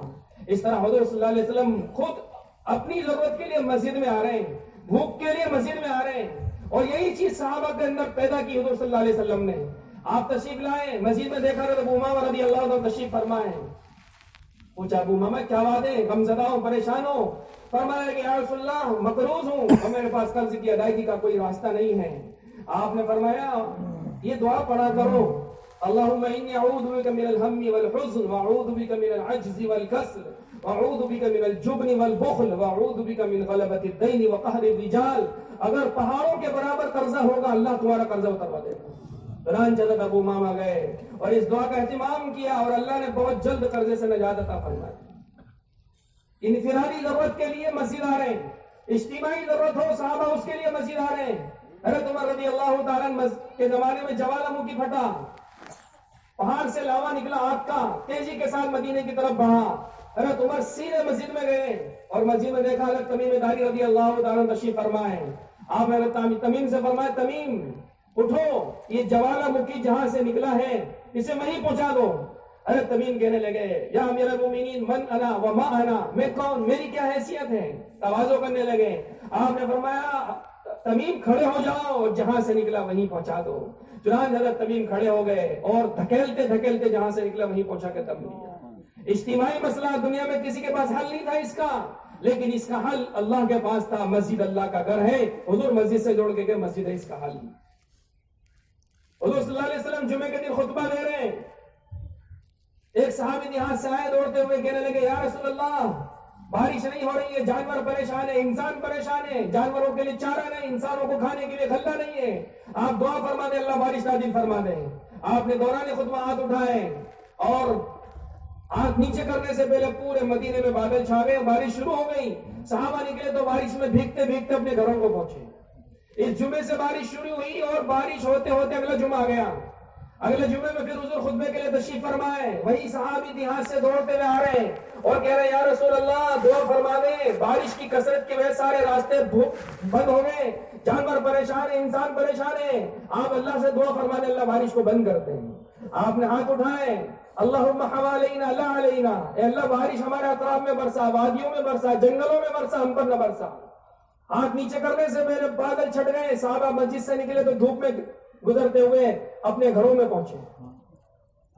مسجد چالو کہاں سے ہو رہی ہے؟ بارش چالو ہو رہی ہے مسجد سے, اور بارش بند ہو رہی ہے مسجد سے، اجتماعی مسئلہ حل ہو رہا مسجد سے، انفرادی مسئلہ حل ہو رہا ہے مسجد سے، حضور پوری امت کو یوں مسجد سے جوڑ کے گئے، تمام مسائل کا حل مسجد میں ہے، مسجد کے علاوہ حل نہیں ہے، مسجد کی طرف آ جاؤ مسئلہ ہو جائے گا۔ پورے اپنے عمل سے سکھا کر گئے، صحابہ کی عملی زندگیاں بتا رہی ہیں، تمہارے انفرادی مسائل ہو، اجتماعی مسائل ہو، مسجد کو پکڑو، مسجد میں آؤ، مسجد میں رہو، مسجد میں اللہ سے کہو، اللہ تمہارے مسائل کو حل فرمائے گا۔ کیسے دیں مسجد کو، کیسے آباد کریں، کیا ترتیب ہے مسجد کی آبادی کی؟ مسجد کی آبادی کی ترتیب یہ ہے کہ 8 گھنٹے ہر آدمی کے پاس 8 گھنٹے اس کے فرصت کے ہیں، 8 گھنٹے اس کے پاس فری ہیں ان کی، لیکن ان 8 گھنٹوں کی فرصت کے جو اوقات ہیں وہ الگ الگ ہیں۔ تو اس لیے فجر کی نماز کے بعد ایک جماعت ہو جائے جو اپنا وقت مسجد میں دیں کہ میرے 8 گھنٹے فجر کے بعد فری ہیں تو میں فجر کی نماز کے بعد وقت دوں گا، فجر سے ظہر تک لمبا وقت ہے، ایک جماعت وہ ہو جائے محلے میں کہ ہم فجر سے لے کے 10 بجے تک مسجد کو وقت دیں گے، دوسری جماعت ہمارے پاس 10 سے لے کے آگے تک کا وقت فری ہے، ہم 10 سے لے کے ظہر تک کا وقت دیں گے۔ اس طرح فجر سے لے کے ظہر تک مسجد آباد۔ پھر کچھ وہ ہوں گے محلے میں جن کے پاس ظہر کے بعد کا وقت فری ہے، وہ کہیں ہم زور سے لے کر اثر تک مسجد میں وقت دیں گے۔ کچھ وہ ہوں گے محلے میں جن کے بعد اثر سے مغرب تک کا وقت فری ہے، وہ کہیں کہ ہم اثر سے لے کر مغرب تک مسجد میں وقت دیں گے۔ کچھ وہ ہوں گے جن کے بعد مغرب سے لے کے عشاء تک کا وقت فری ہے، وہ کہیں گے ہم مغرب سے لے کے عشاء تک کا وقت دیں گے۔ اور بہت بڑی تعداد وہ ہوگی دنیا کے اندر ہر محلے میں جو عشاء کے بعد سے لے کے فجر تک جن کے پاس وقت موجود ہے۔ حدیث میں موجود ہے جب رات ہو جاتی ہے تو لوگ 3 قسموں میں تقسیم ہو جاتے ہیں۔ ایک جماعت وہ ہوتی ہے جو عشاء پڑھتے ہی سو جاتی ہیں، دوسری جماعت وہ ہوتی ہے جو عشاء کی نماز کے بعد فرصت کو غنیمت جانتے ہوئے عبادت میں ذکر و تلاوت میں مشغول ہو جاتی ہے، اور تیسری جماعت وہ ہوتی ہے جو رات کے اندھیرے کو غنیمت جانتے ہوئے چوری اور ڈکیتی اور برائیوں میں مشغول ہو جاتی ہے۔ یہ برائیوں میں مشغول رہنے والے پوری رات جاگتے ہیں، یہ برائیوں میں مشغول رہنے والے یہ آدھی رات اور پوری رات جاگتے ہیں۔ اگر مسجد کو وقت دینے والے بن جائیں تو یہ برائیاں ختم ہو جائیں، تو یہ رات میں برائیوں کی جماعت یہ مسجد والی جماعت بن سکتی ہیں۔ تو جن کے پاس عشاء کی نماز کے بعد وقت ہے وہ ترتیب بنائے، ہم اپنی عشاء کی نماز کے بعد اپنی مسجد کو وقت دیں گے۔ ہمارے بڑے چاہتے ہیں ہر مسجد 24 گھنٹے مسجد نبوی کے طرز پر آباد ہونا چاہیے۔ اللہ کا شکر ہے نظام الدین سے آواز لگی تو میوات ہی میں تقریباً 150 سے زائد مسجد ایسی ہو گئی جو 24 گھنٹے مسجد میں اعمال سے آباد ہے۔ 24 گھنٹے ہمارے کام کی انتہا ہے صرف گشت کر کے مسجد کو فارغ کر دینا، صرف تعلیم کر کے مسجد کو خالی کر دینا، یہ کوئی ترتیب نہیں ہے، یہ تو ابتدا ہے۔ اصل تو 24 گھنٹے ہماری مسجدوں کو مسجد نبوی کے طریقے پر آباد کرنا ہے۔ اب ہمارے یہاں محنت نہ ہونے کی وجہ سے مسلمان کا تعلق مسجد سے اتنا سا رہ گیا، اگر فجر میں آئیں گے تو پھر فجر میں جب نماز پڑھ کے جائیں گے تو زہر تک نہیں آئیں گے، زہر تک خالی، ظہر میں جائیں گے تو پھر عصر تک مسجد خالی، عصر میں جائیں گے تو مغرب تک خالی، اور مغرب میں جائیں گے تو پھر عشاء تک خالی، اور عشاء پڑھ کے جائیں گے تو پھر رات کو مسجد میں تالا لگ جائے گا۔ بہت ساری مسجدوں میں اب پوری رات مسجد خالی رہے گی۔ اور اگر کچھ دیندار قسم کے لوگ ہیں اور ان کے پاس جماعت جا رہی ہے گشت کے اندر، جماعت مسجد میں گشت میں محلے میں گشت میں جا رہی ہے، مسلمان کے پاس جا رہی ہے جماعت گشت میں، اگر وہ ہوگا اندر تو وہ منع کر دے گا۔ کیا کر دے گا؟ منع کروا دے گا، نہیں ہے، بچے سے کہہ دے گا بول تو ابا نہیں ہے۔ اور اگر زیادہ اس کے پیچھے پڑ گئے، گھر پہ ٹھہر گئے تو اندر کہیں چھپ جائے گا، اور اگر جماعت کرتے کرتے گلی کے اس کونے پر آ گئی اور اس نے دیکھ لیا تو یہ گلی بدل دے گا۔ کیا کر دے گا؟ گلی بدل دے گا۔ اور اگر مقدر سے ہاتھ آ ہی گیا، مسافہ ہو ہی گیا، اور اس کو بات سمجھا دی اور اس کے سمجھ میں بھی آ گئی تو آخر میں یہ کہہ کر جان چھڑا لے گا کہ میں ناپاک ہوں، ابھی مسجد نہیں جا سکتا، میں ابھی ناپاک ہوں، مسجد نہیں جا سکتا۔ یہ مسلمان کا تعلق رہ گیا۔ اس تعلق کے ساتھ مسلمان یہ چاہتا ہے آسمان سے فرشتے اتر جائیں، آسمان سے صحابہ کی طرح ہمارے ساتھ فرشتے آ جائیں، اللہ کی مدد آ جائے۔ اور تعلق کا عالم یہ ہے کسی حال میں مسجد میں جانے کو تیار نہیں ہے، اور جو چلے گئے ان کے بارے میں کہتا ہے یہ پھنس گئے، یہ تو کیا ہو گئے؟ پھنس گئے، اور ہم بچ گئے۔ جبکہ بچے کون؟ جو چلے گئے وہی بچ گئے، اور جو بچ گئے وہی پھنس گئے۔ میاں احمد صاحب تشریف لائے تھے ایک موقع پر چھپڑا میں اجتماع میں، انہوں نے واقعہ سنایا، ایک جماعت علاقے میں گشت کر رہی تھی اور اسی وقت گاؤں میں چوری بھی ہو چکی تھی۔ گشت کرتے کرتے ایک جگہ پہنچی، چند نوجوان کھڑے ہوئے تھے، ان سے بات چیت کی، ان میں سے آدھے تو تیار ہو گئے آنے کے لیے اور ان کے ساتھ آ گئے، اور باقی رہ گئے۔ وہ باقی کہنے لگے ہم بچ گئے، وہ پھنس گئے۔ جو واقع رہ گئے وہ کہہ رہے ہیں ہم بچ گئے وہ پھنس گئے، اور پولیس کی گاڑی اسی دوران تلاشی میں تھی، وہ گاڑی وہاں سے گزری، اس نے سنا کہ یہ کہہ رہے ہیں ہم بچ گئے وہ پھنس گئے، فوراً پولیس والوں نے ان کو پکڑ کر اپنی گاڑی میں بٹھایا اور اندر لے کر جو ان کی دھلائی کی ہے، تو پھر وہ کہنے لگے نہیں وہ بچ گئے اور ہم پھنس گئے، وہ بچ گئے اور ہم پھنس گئے۔ مسجد میں آنا بچنا ہے، مسجد سے دور رہنا پھنسنا ہے۔ تو اس لیے مسجد مسلمان ہی کیا جس کا تعلق مسجد سے نہ ہو۔ حضور تو اہمیت سکھا رہے امت کو، مدینے میں آنے کے بعد اپنے گھر بعد میں، اللہ کا گھر پہلے، اپنا گھر بعد میں، ازواج مطہرات کے گھر بعد میں، نبی کا گھر بعد میں بن رہا ہے، اللہ کا گھر پہلے بن رہا ہے کہ امت مسجد سے جڑے۔ مسجد اللہ کی رحمت کا سینٹر ہے، تو حضور پوری امت کو مسجد سے جوڑ کے جا رہے ہیں، حضور پوری امت کو مسجد سے جوڑ کے جا رہے ہیں، اور امت مسجد سے تعلق توڑ رہی ہے۔ مسجد سے تعلق توڑنا حالات میں پھنسنا ہے۔ تو اس لیے میرے عزیز و بزرگوں، پہلا کام، پہلی ذمہ داری جس سے ہماری مسجد نبوی کے طرز پر آئے گی اور آباد ہوگی، اور مسجد نبوی کے طرز کا نمونہ بنے گی، اس کے لیے مسلمان خصوصاً جتنے یہاں پر آئے ہیں نیت کریں مسجد کو وقت دیں گے انشاءاللہ۔ اپنا فرصت کا وقت، اپنا فری وقت بازاروں میں نہیں، تراہوں پر نہیں، چوراہوں پر نہیں، ہوٹلوں پر نہیں، گیم پر نہیں، اور فالتو باتوں میں نہیں، ہم مسجد میں وقت دیں گے انشاءاللہ۔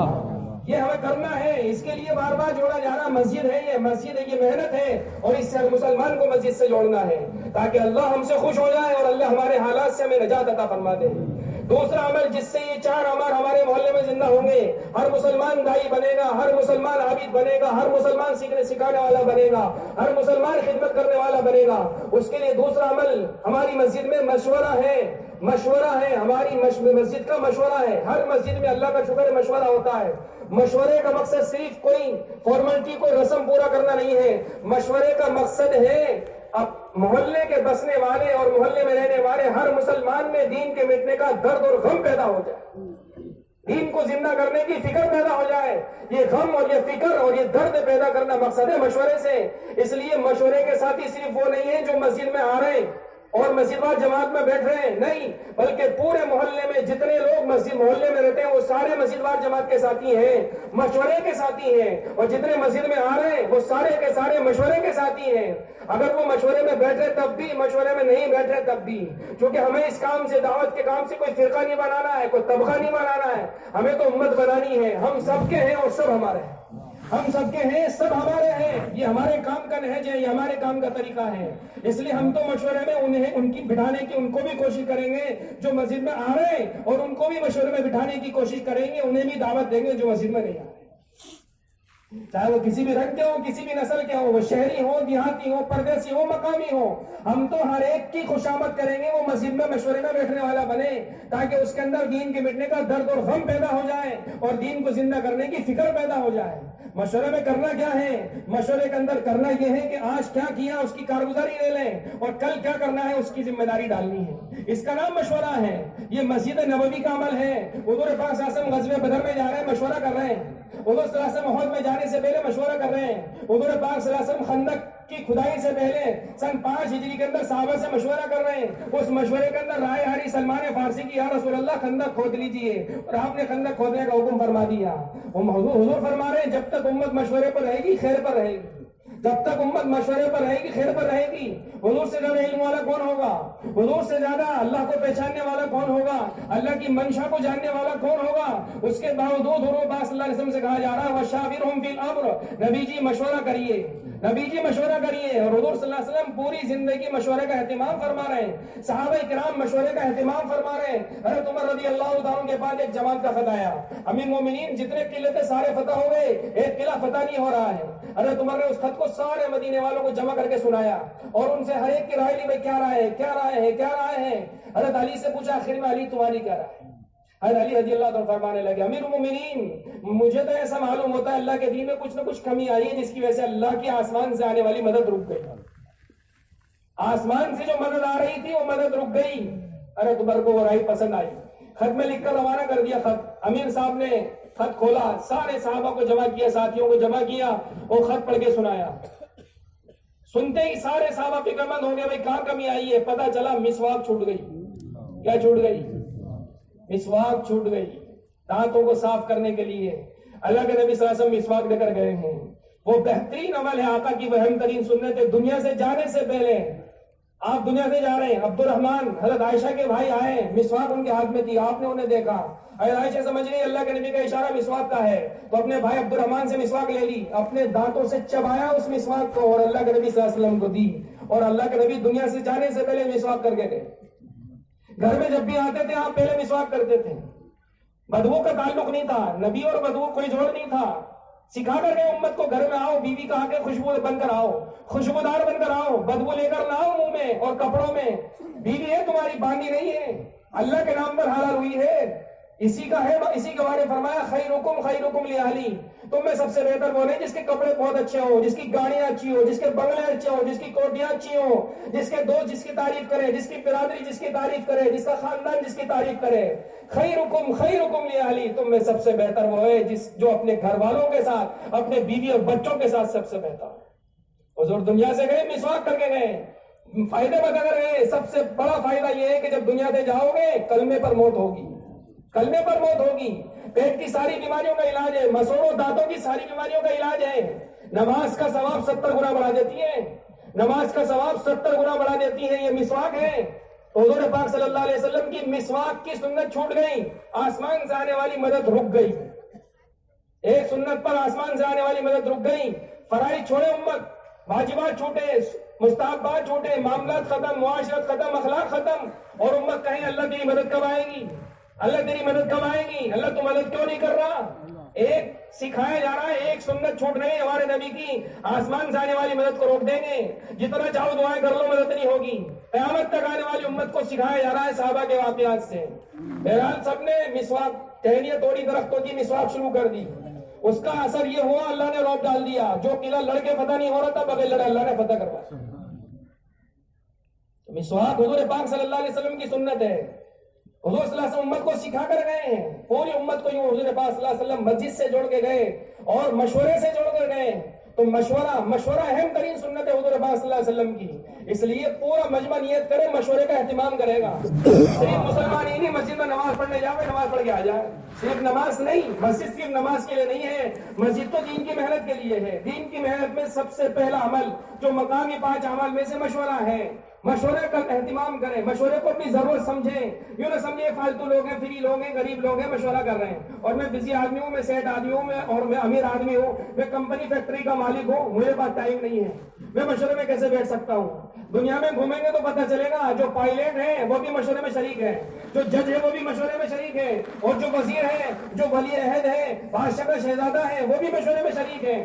بڑا سے بڑا ڈگری ہولڈر مشورے میں شریک ہے, بڑا سے بڑا جو ہے سیٹ اور امیر آدمی مشورے میں شریک ہے. حضور سے بڑا کون ہوگا, حضور سے بڑا کون ہوگا. ساری بڑائیاں انسانوں کی حضور پر ختم ہے. حضور سارے نبیوں کے, انسانوں کے, ساری کائنات کے سردار ہے. حضور پاک صلی اللہ علیہ وسلم مشورہ کر رہے ہیں. حضور سے مقام کس کا اونچا ہوگا. اللہ کے نبی حدیث قدسی میں اللہ تعالیٰ فرما رہا ہے, لولاک لما خلقت الافلاق, نبی جی اگر آپ کو پیدا کرنا مقصد نہ ہوتا تو ہم کائنات کو پیدا ہی نہ کرتے. حضور کا مقام یہ ہے. تو حضور سے اونچا مقام کس کا ہوگا. اس کے باوجود حضور صلی اللہ علیہ وسلم مشورے میں شریک ہیں, صحابہ سے مشورہ فرما رہے ہیں, عمر فاروق مشورہ کر رہے ہیں. صدیق اکبر سے اونچا مقام کس کا ہوگا. آپ فرما رہے ہیں جنت کے 8 دروازوں سے کسی کے ویلکم کی آواز آئے گی, صدیق اکبر ہے. آسمان کے ستاروں سے زیادہ کسی کی نیکیاں ہیں, صدیق اکبر ہے. جبرائیل علیہ السلام آ رہے ہیں, فرما رہے ہیں یا رسول اللہ, اللہ نے صدیق اکبر کو سلام کہا ہے, اور ان سے پوچھا ہے, ان سے پوچھیے آپ کیا یہ اس حال میں اللہ سے خوش ہے, کیا یہ اس حال میں اللہ سے خوش ہے.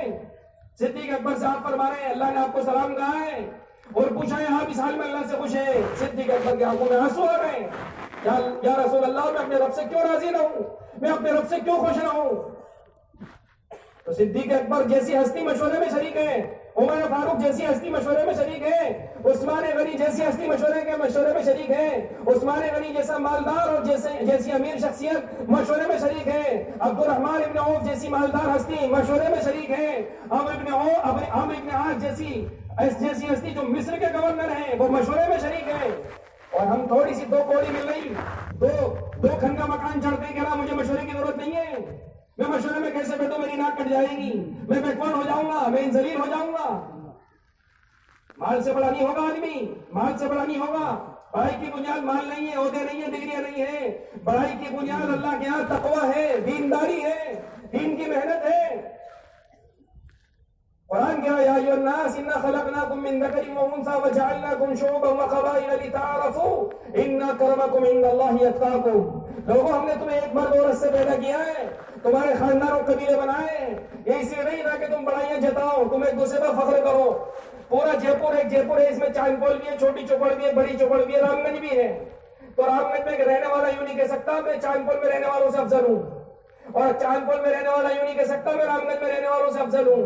یہ سب بنایا آسانی کے لیے تاکہ پہنچنے میں آسانی ہو جائے. اگر یہ تقسیم نہ ہو اور یہ نشانیاں نہ ہو, ایک آدمی جے پور آیا اسے رام گنج جانا ہے, ایک سیوانا اس سے پوچھ رہا ہے کہاں جانا ہے, جے پور جانا ہے, کہاں جانا ہے, جے پور جانا ہے, کہاں جانا ہے, جے پور جانا ہے. تو شام تک جے پور کی تصویر پڑھتا رہے گا جب تک بس اسٹینڈ پر ہی رہے گا. اور اترتے اس سے پوچھا کہاں جانا ہے, کہ رام گنج جانا ہے, بیٹھ سیدھا رام گنج پہنچا دے گا. اس طرح یہ آسانی کے لیے ہے, یہ بڑائیاں جتانے کے لیے نہیں ہے, یہ فخر کرنے کے لیے نہیں ہے. چاہے برادریاں ہو, قبیلے ہو, خاندان ہو, علاقے ہو, وطن ہو, زبان ہو, ڈگریاں ہو, یہ تقسیم بڑائی یہ جو ہے یہ ساری تقسیم بڑائیاں جتانے کے لیے نہیں ہے, بلکہ یہ تقسیم تو صرف آسانی کے لیے ہے.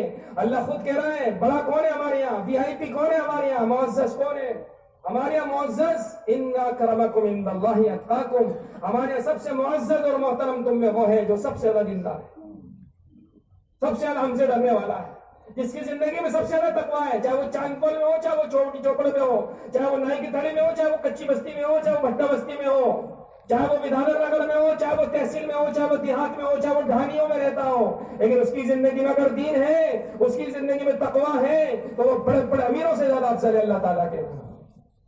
اس لیے آسانی کے لیے یہ تقسیم بھی ہے.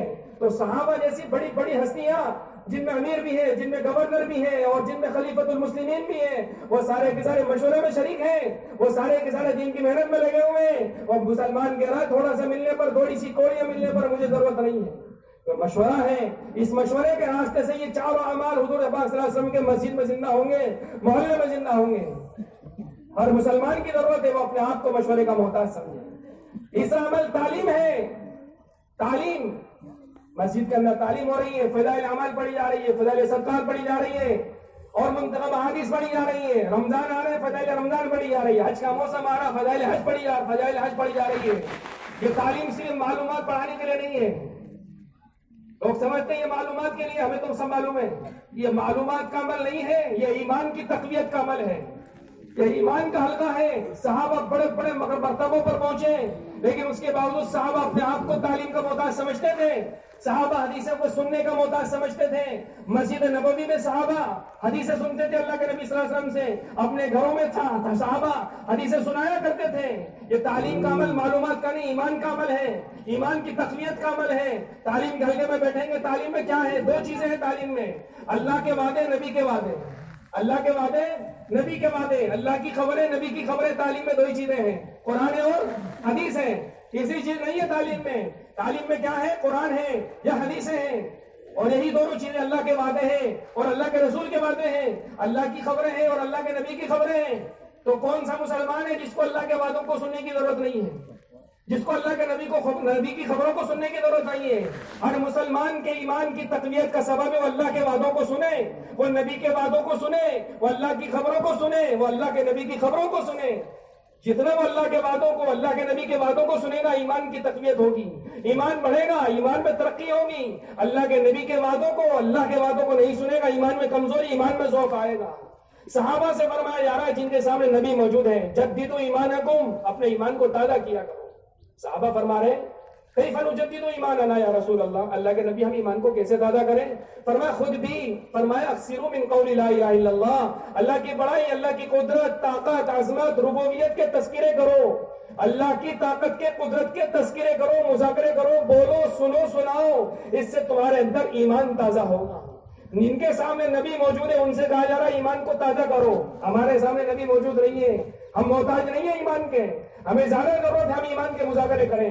اس لیے ہماری ضرورت ہے ہم خود مسجد میں رہ کر تعلیم سنیں, مسجد کی تعلیم میں اپنی ضرورت سمجھ کے شریک ہوں, اللہ کے وعدوں کو سنیں, نبی کے وعدوں کو سنیں, اور دوسری طرف اپنے گھروں کے اندر تعلیم کا اہتمام کریں. دو تعلیم ملا کر ایک عمل ہوتا ہے, دو تعلیم ملا کر ایک عمل مکمل ہوگا. اپنے گھروں کے اندر تعلیم کریں. گھر کی تعلیم صرف کوئی رسم نہیں ہے کہ جمع ہو جاؤ، جس حال میں ہو جاؤ جمع ہو جاؤ، کچھ دیر پڑھ کے چھٹی کر دو. نہیں، گھر کی تعلیم صرف نالج کو بڑھانے کے لیے نہیں ہے، معلومات بڑھانے کے لیے نہیں ہے، بلکہ گھر کی تعلیم کا مقصد یہ ہے کہ گھر میں قرآن کے انوارات زندہ ہو جائیں، گھر میں ہدایت زندہ ہو جائیں، گھر کا باطل گھر سے ختم ہو جائے، اور دلوں کے اندر جو میل اور گندگیاں دنیا کو 24 گھنٹے سن سن کر پیدا ہو رہی ہیں، اور جو میل گھر میں مادی چیزوں کا، مادی شکلوں کا چل رہا ہے، وہ دلوں کا میل اللہ پاک صاف کر دیں. یہ گھر کی تعلیم کا مقصد ہے. اس لیے ہمارے گھر کی تعلیم کا محتاج ایک قاری صاحب بھی ہے اور ایک جو ہے حافظ صاحب بھی ہے، کیونکہ ان کے گھر میں بھی قرآن کے انوارات زندہ کرنے کی ضرورت ہے. ان کے گھر کے اندر بھی باطل کو نکالنے کی ضرورت ہے، ان کے گھروں کے اندر بھی ہدایت کی ضرورت ہے. اس لیے تعلیم کا حلقہ صرف ایسا نہیں ہے کہ جن کو پڑھنا نہیں آتا ان کے لیے، یا جن کو معلومات نہیں ہے ان کے لیے، جن کو آتا ہے ان کے لیے بھی، جن کو معلوم نہیں ہے ان کے لیے بھی ہے. تعلیم کا عمل ہوگا، گھر میں فرشتوں کا نزول ہوگا، چونکہ حدیث کہہ رہی ہے جہاں پر اللہ رسول کی بات سنائی جاتی ہے وہاں پر فرشتے اترتے ہیں. ہمارے گھروں کے اندر جب تعلیم کا حلقہ ہوگا اللہ فرشتوں کو نازل فرمائے گا. اور فرشتوں کی 2 صفات ہیں. نمبر 1 لا یعصون اللہ ما امرهم ویفعلون ما یؤمرون، وہ اللہ کی نافرمانی نہیں کرتے اور وہ اللہ کی فرمانبرداری کرتے ہیں. تو جب فرشتے ہمارے گھروں کے اندر اتریں گے تو فرشتوں کی دونوں صفات اللہ تعلیم کی برکت سے، فرشتوں کے نازل ہونے کی برکت سے ہمارے گھر کے ہر فرد میں منتقل کرے گا. مردوں میں بھی منتقل ہوں گی فرشتوں کی صفات، عورتوں میں بھی منتقل ہوں گی فرشتوں کی صفات، جوانوں میں منتقل ہوگی، بچوں کے اندر بھی منتقل ہوں گی. اس لیے تعلیم کا عمل ہمارے گھر کی اہم ترین ضرورت ہے. اور پھر روایات میں موجود ہے بعض مرتبہ صحابہ اللہ کے راستے میں جایا کرتے تھے تو فرشتے اترتے تھے، ان کی مدد کے لیے آسمان سے اللہ فرشتوں کو اتارتے تھے. جب فرشتے اترتے تھے تو باطل کے قدم اکھڑ جاتے تھے. باطل کے قدم فرشتوں کے اترنے کی برکت سے اللہ اکھاڑ دیا کرتا تھا. تو وہ تو کبھی کبھی اترتے تھے، لیکن جب ہم روزانہ اپنے گھروں کے اندر تعلیم کا عمل کریں گے تو روزانہ ہمارے گھروں میں فرشتے نازل ہوں گے. تو جب روزانہ فرشتے نازل ہوں گے تو ہمارے گھر میں باطل رہے گا، ہمارے گھر میں باطل بچے گا؟ ہمارے گھر میں باطل نہیں بچ سکتا. اس لیے ہمارے بڑے کہتے ہیں ہر گھر کے اندر گھر کی تعلیم کریں، اور اپنے دودھ پیتے بچوں کو لے کر گھر کے اندر ہم اپنی تعلیم کے اندر بیٹھیں، اپنی مستورات سے کہیں دودھ پیتے بچوں کو لے کر بٹھائیں. چونکہ حضرت مولانا یوسف صاحب رحمۃ اللہ علیہ فرمایا کرتے تھے جب تم دودھ پیتے بچوں کو لے کر تعلیم کے حلقوں میں بیٹھو گے تو اللہ فرشتوں کے پروں میں رہنے کی برکت سے تمہارے دودھ پیتے بچوں کی تربیت کر دے گا. تربیت کا راستہ ہے، دودھ پیتے بچوں کی تربیت کا راستہ ہے دودھ پیتے بچوں کو تعلیم کے حلقوں میں لے کر بیٹھنا. اس لیے گھر کی تعلیم خود حضور پاک صلی اللہ علیہ وسلم کو کہا جا رہا ہے، حضور کے گھر والوں سے کہا جا رہا ہے، حضور کی بیویوں سے کہا جا رہا ہے وَاذْكُرْنَ مَا يُتْلَى فِي بُيُوتِكُنَّ مِنْ آيَاتِ اللَّهِ وَالْحِكْمَةِ إِنَّ اللَّهَ كَانَ لَطِيفًا خَبِيرًا. اپنے گھر میں نبی کی بیویوں سے کہا جا رہا ہے، امت کی ماؤں سے کہا جا رہا ہے تم اپنے گھروں میں اللہ کی آیتوں کا تذکرہ کریں، قرآن کی آیتوں کا تذکرہ کریں، اللہ کی بڑائی قدرت طاقت کے تذکرے کریں، اور اس کے ساتھ حکمت کا یعنی حدیث کا اور سنتوں کا مذاکرہ کریں. یہ حکمت کی تفسیر ہے، سنتوں کا اور حدیث کا مذاکرہ کریں. تو جب حضور کی بیویوں سے کہا جا رہا ہے تو ہمارے گھر کی عورتیں کتنی زیادہ تعلیم کی محتاج ہوں گی. اس لیے بہت زیادہ اہتمام کے ساتھ ہمیں گھروں کے اندر تعلیم کا اہتمام کرنا ہے. گھر کی تعلیم ہوگی انشاءاللہ گھر کے سارے فتنے ختم ہوں گے، گھر کی ساری ظلمت اللہ پاک ختم فرما دے گا، اور انشاءاللہ گھروں کے اندر فرشتوں کا نزول ہوگا. ہمارے گھر انشاءاللہ ایمان اور اعمال سیکھ کے ایمان اور اعمال سے آباد ہوں گے. گھر والوں میں الفت محبتیں پیدا ہوں گی، شوہر بیوی میں محبتیں پیدا ہوں گی، اولاد میں ماں باپ میں محبتیں پیدا ہوں گی، بھائیوں میں محبتیں پیدا ہوں گی. کیونکہ یہ تعلیم والا عمل محبت پیدا کرنے والا عمل ہے. آج محبت پیدا کرنے والے اعمالوں سے گھر خالی ہے، نفرت پیدا کرنے والے اعمال سے گھر بھرے ہوئے ہیں. اس سے ہر گھر میں آواز، ہر خاندان میں آواز ہے. میاں بیوی میں جھگڑا ہو رہا ہے، باپ بیٹے میں جھگڑا ہو رہا ہے، ماں بیٹی میں جھگڑا ہو رہا ہے، باپ بھائی اور بھائی میں نفرتیں ہیں، چچا بھتیجوں میں نفرتیں ہیں، ماموں اور بھانجوں میں نفرتیں ہیں. نفرتیں کیسے ختم ہوں گی؟ گھروں کو عمل سے آباد کر لو، اللہ نفرتوں کو ختم کرے. اس لیے تیسرا عمل ہے اہتمام کے ساتھ ہم اپنے گھروں کے اندر تعلیم کریں، اور اس کے ساتھ ساتھ اپنے محلے کے اندر اس وقت پورے شہر میں آواز چلائی گئی ہے اجتماع سے 6 مہینے پہلے سے اپنے محلے کے ہر گھر تک ہم پہنچے، ہر فرد تک پہنچے، ہر گھر مسجد سے جڑے، ہر فرد مسجد سے جڑے اور دین کی محنت میں شریک ہو. اس کے لیے ہر مسجد میں چھوٹی جماعتیں بنی ہوئی ہیں، ہر مسجد میں چھوٹی جماعتیں بنی ہوئی ہیں. 4 آدمی 5 آدمی 6 آدمی کی چھوٹی جماعتیں بنی ہوئی ہیں. 2 4 مہینے والے 4 چلے والے، 1 4 مہینے والا 5 چلے چلے والے 4 چلے والے، اس طرح چھوٹی جماعتیں بنی ہوئی ہیں. یہ اس وقت ہمارے مقامی اعمال کی جان ہے، اور انہی چھوٹی جوڑیوں کی بنیاد پر پورے محلے کی دینداری ٹکی ہوئی ہے. پورے محلے کے ہر گھر کے اندر، ہر فرد کے اندر دین کی محنت کا داخل ہونا ٹکا ہوا ہے. جس شہر میں اور جس صوبے کے اندر اور جس محلے میں اور جس گلی میں اور جس علاقے میں چھوٹی جماعتوں کا کام مضبوط ہو جائے گا، اللہ اس مسجد کے کام کو مضبوط کر دے گا. اگر ہم نے چھوٹی جماعتوں کو چلا دیا اور چھوٹی جماعتوں کے رخ پر ہم پڑ گئے، اپنے کام کو ہم نے چھوٹی جماعتوں پر ڈال دیا، تو انشاءاللہ بغیر کسی جو ہے وہ مہمان جماعت کے اور بغیر کسی ہنگامی محنت کے ہماری مسجد سے انشاءاللہ پورے سال تسلسل کے ساتھ جماعتیں نکلیں گی.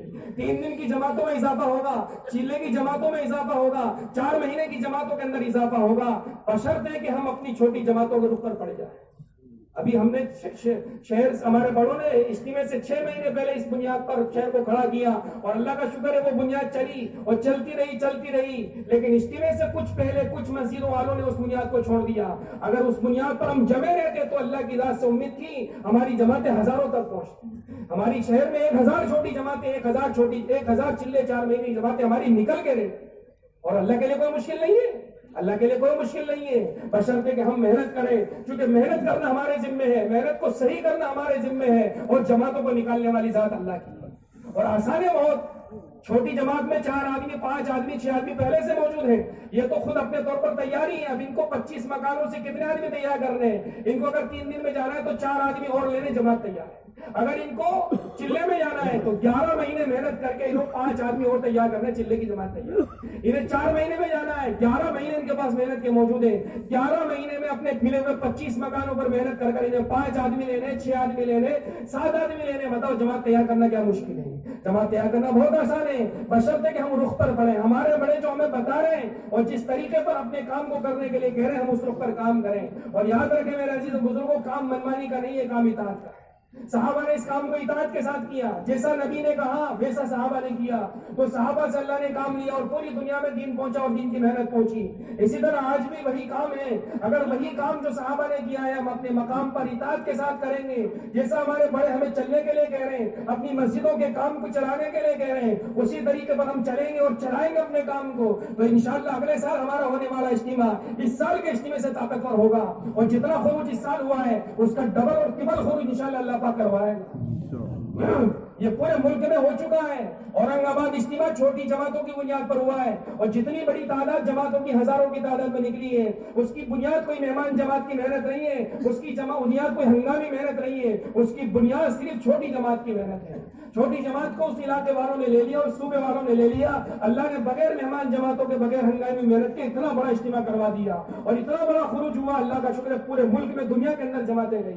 یہی ہماری اصل بنیادیں ہیں. بنیاد مضبوط ہوگی انشاءاللہ آگے کی تعمیر مضبوط ہو جائے گی. اس لیے جو کوتاہی اس سال ہوگی اس پر تم اللہ سے معافی مانگیں، اللہ سے تلافی کریں، اللہ سے کوتاہی پر معافی مانگیں، استغفار کریں، اور آئندہ کے لیے یہ سارا مجمع طے کریں. ہر مسجد وار جماعت کا ساتھی طے کریں، ہر ذمہ دار چھوٹی جماعت کا طے کرے کہ نہیں مجھے چلنا اسی بنیاد پر، مجھے اپنی چھوٹی جماعت کو ہی چلانا ہے، مجھے اپنی سیروزہ جماعت اپنے ملے ہوئے مکان سے ہی بنانی ہے، مجھے اپنے چلے کی جماعت ملے ہوئے مکان سے ہی بنانی ہے، مجھے اپنے مردوں کی جماعت ملے ہوئے مکان سے ہی بنانی ہے، مجھے اپنی مستورات کی جماعت سیروزہ ہو چاہے وہ اشرے کی ہو چاہے وہ چلے کی ہو، وہ اپنے ملے ہوئے مکان سے ہی بنانی ہے. اس بنیاد کو اگر اپن نے ذہن میں بٹھا لیا اور اس بنیاد پر اپنے خطے کو اور مسجدوں کو بلوں کو حلقوں پر چلا دیا، انشاءاللہ ہم سب اس کا نفع اپنی آنکھوں سے دیکھیں گے اور اللہ دکھائے گا انشاءاللہ، کیونکہ اللہ کسی کی محنت کو ضائع نہیں کرتا. بہت طاقتور محنت ہے، بغیر لمبے خرچ کے، بغیر کسی جو ہے لمبے تفصیلات کے اور لمبے خرچ کے، اللہ پاک بہت کم خرچے کے ساتھ بہت کم وقت میں ہماری بڑی تعداد میں جماعت تیار بھی کروا دے گا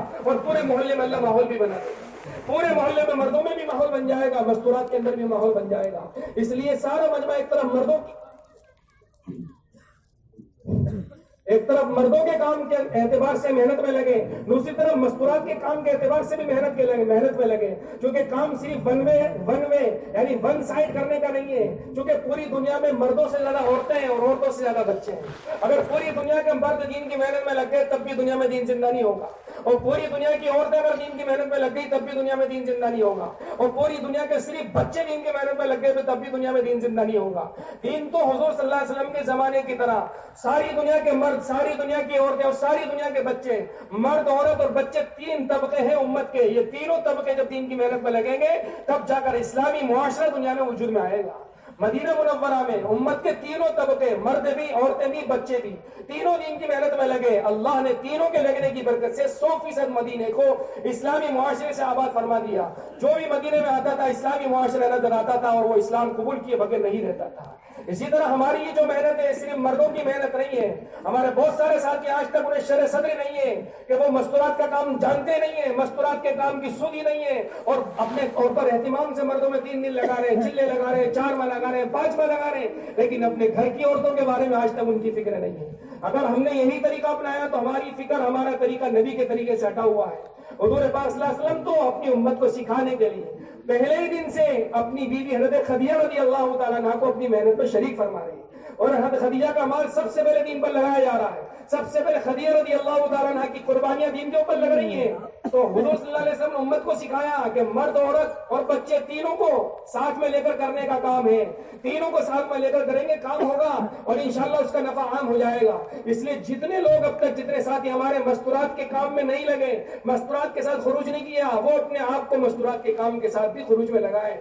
2 مہینے اہتمام کے ساتھ مردوں کی جماعت بنائے، مردوں میں جائے، تیسرے مہینے بلا ناغہ بغیر کسی تشکیل کے اپنی مستورات کی جماعت بنائے۔ اور مستورات کا مطلب صرف یہ نہیں ہے کہ بیوی، اور سارے ساتھی سمجھتے ہیں مستورات یعنی بیوی، بیوی کے ساتھ بچہ چھوٹا ہے، بیوی کیسے جا سکتی ہے؟ بچہ دودھ پی رہا ہے، بیوی کیسے جا سکتی ہے؟ ہر مرد 10 عورتوں کے ساتھ رائے خدا میں جا سکتا ہے۔ کتنی عورتوں کے ساتھ؟ 10 مستورات کو، اور اس کی ذمہ داری ہے 10 کو دین کی محنت میں لگائے، ان کی زندگی میں دین لانے کی فکر کریں۔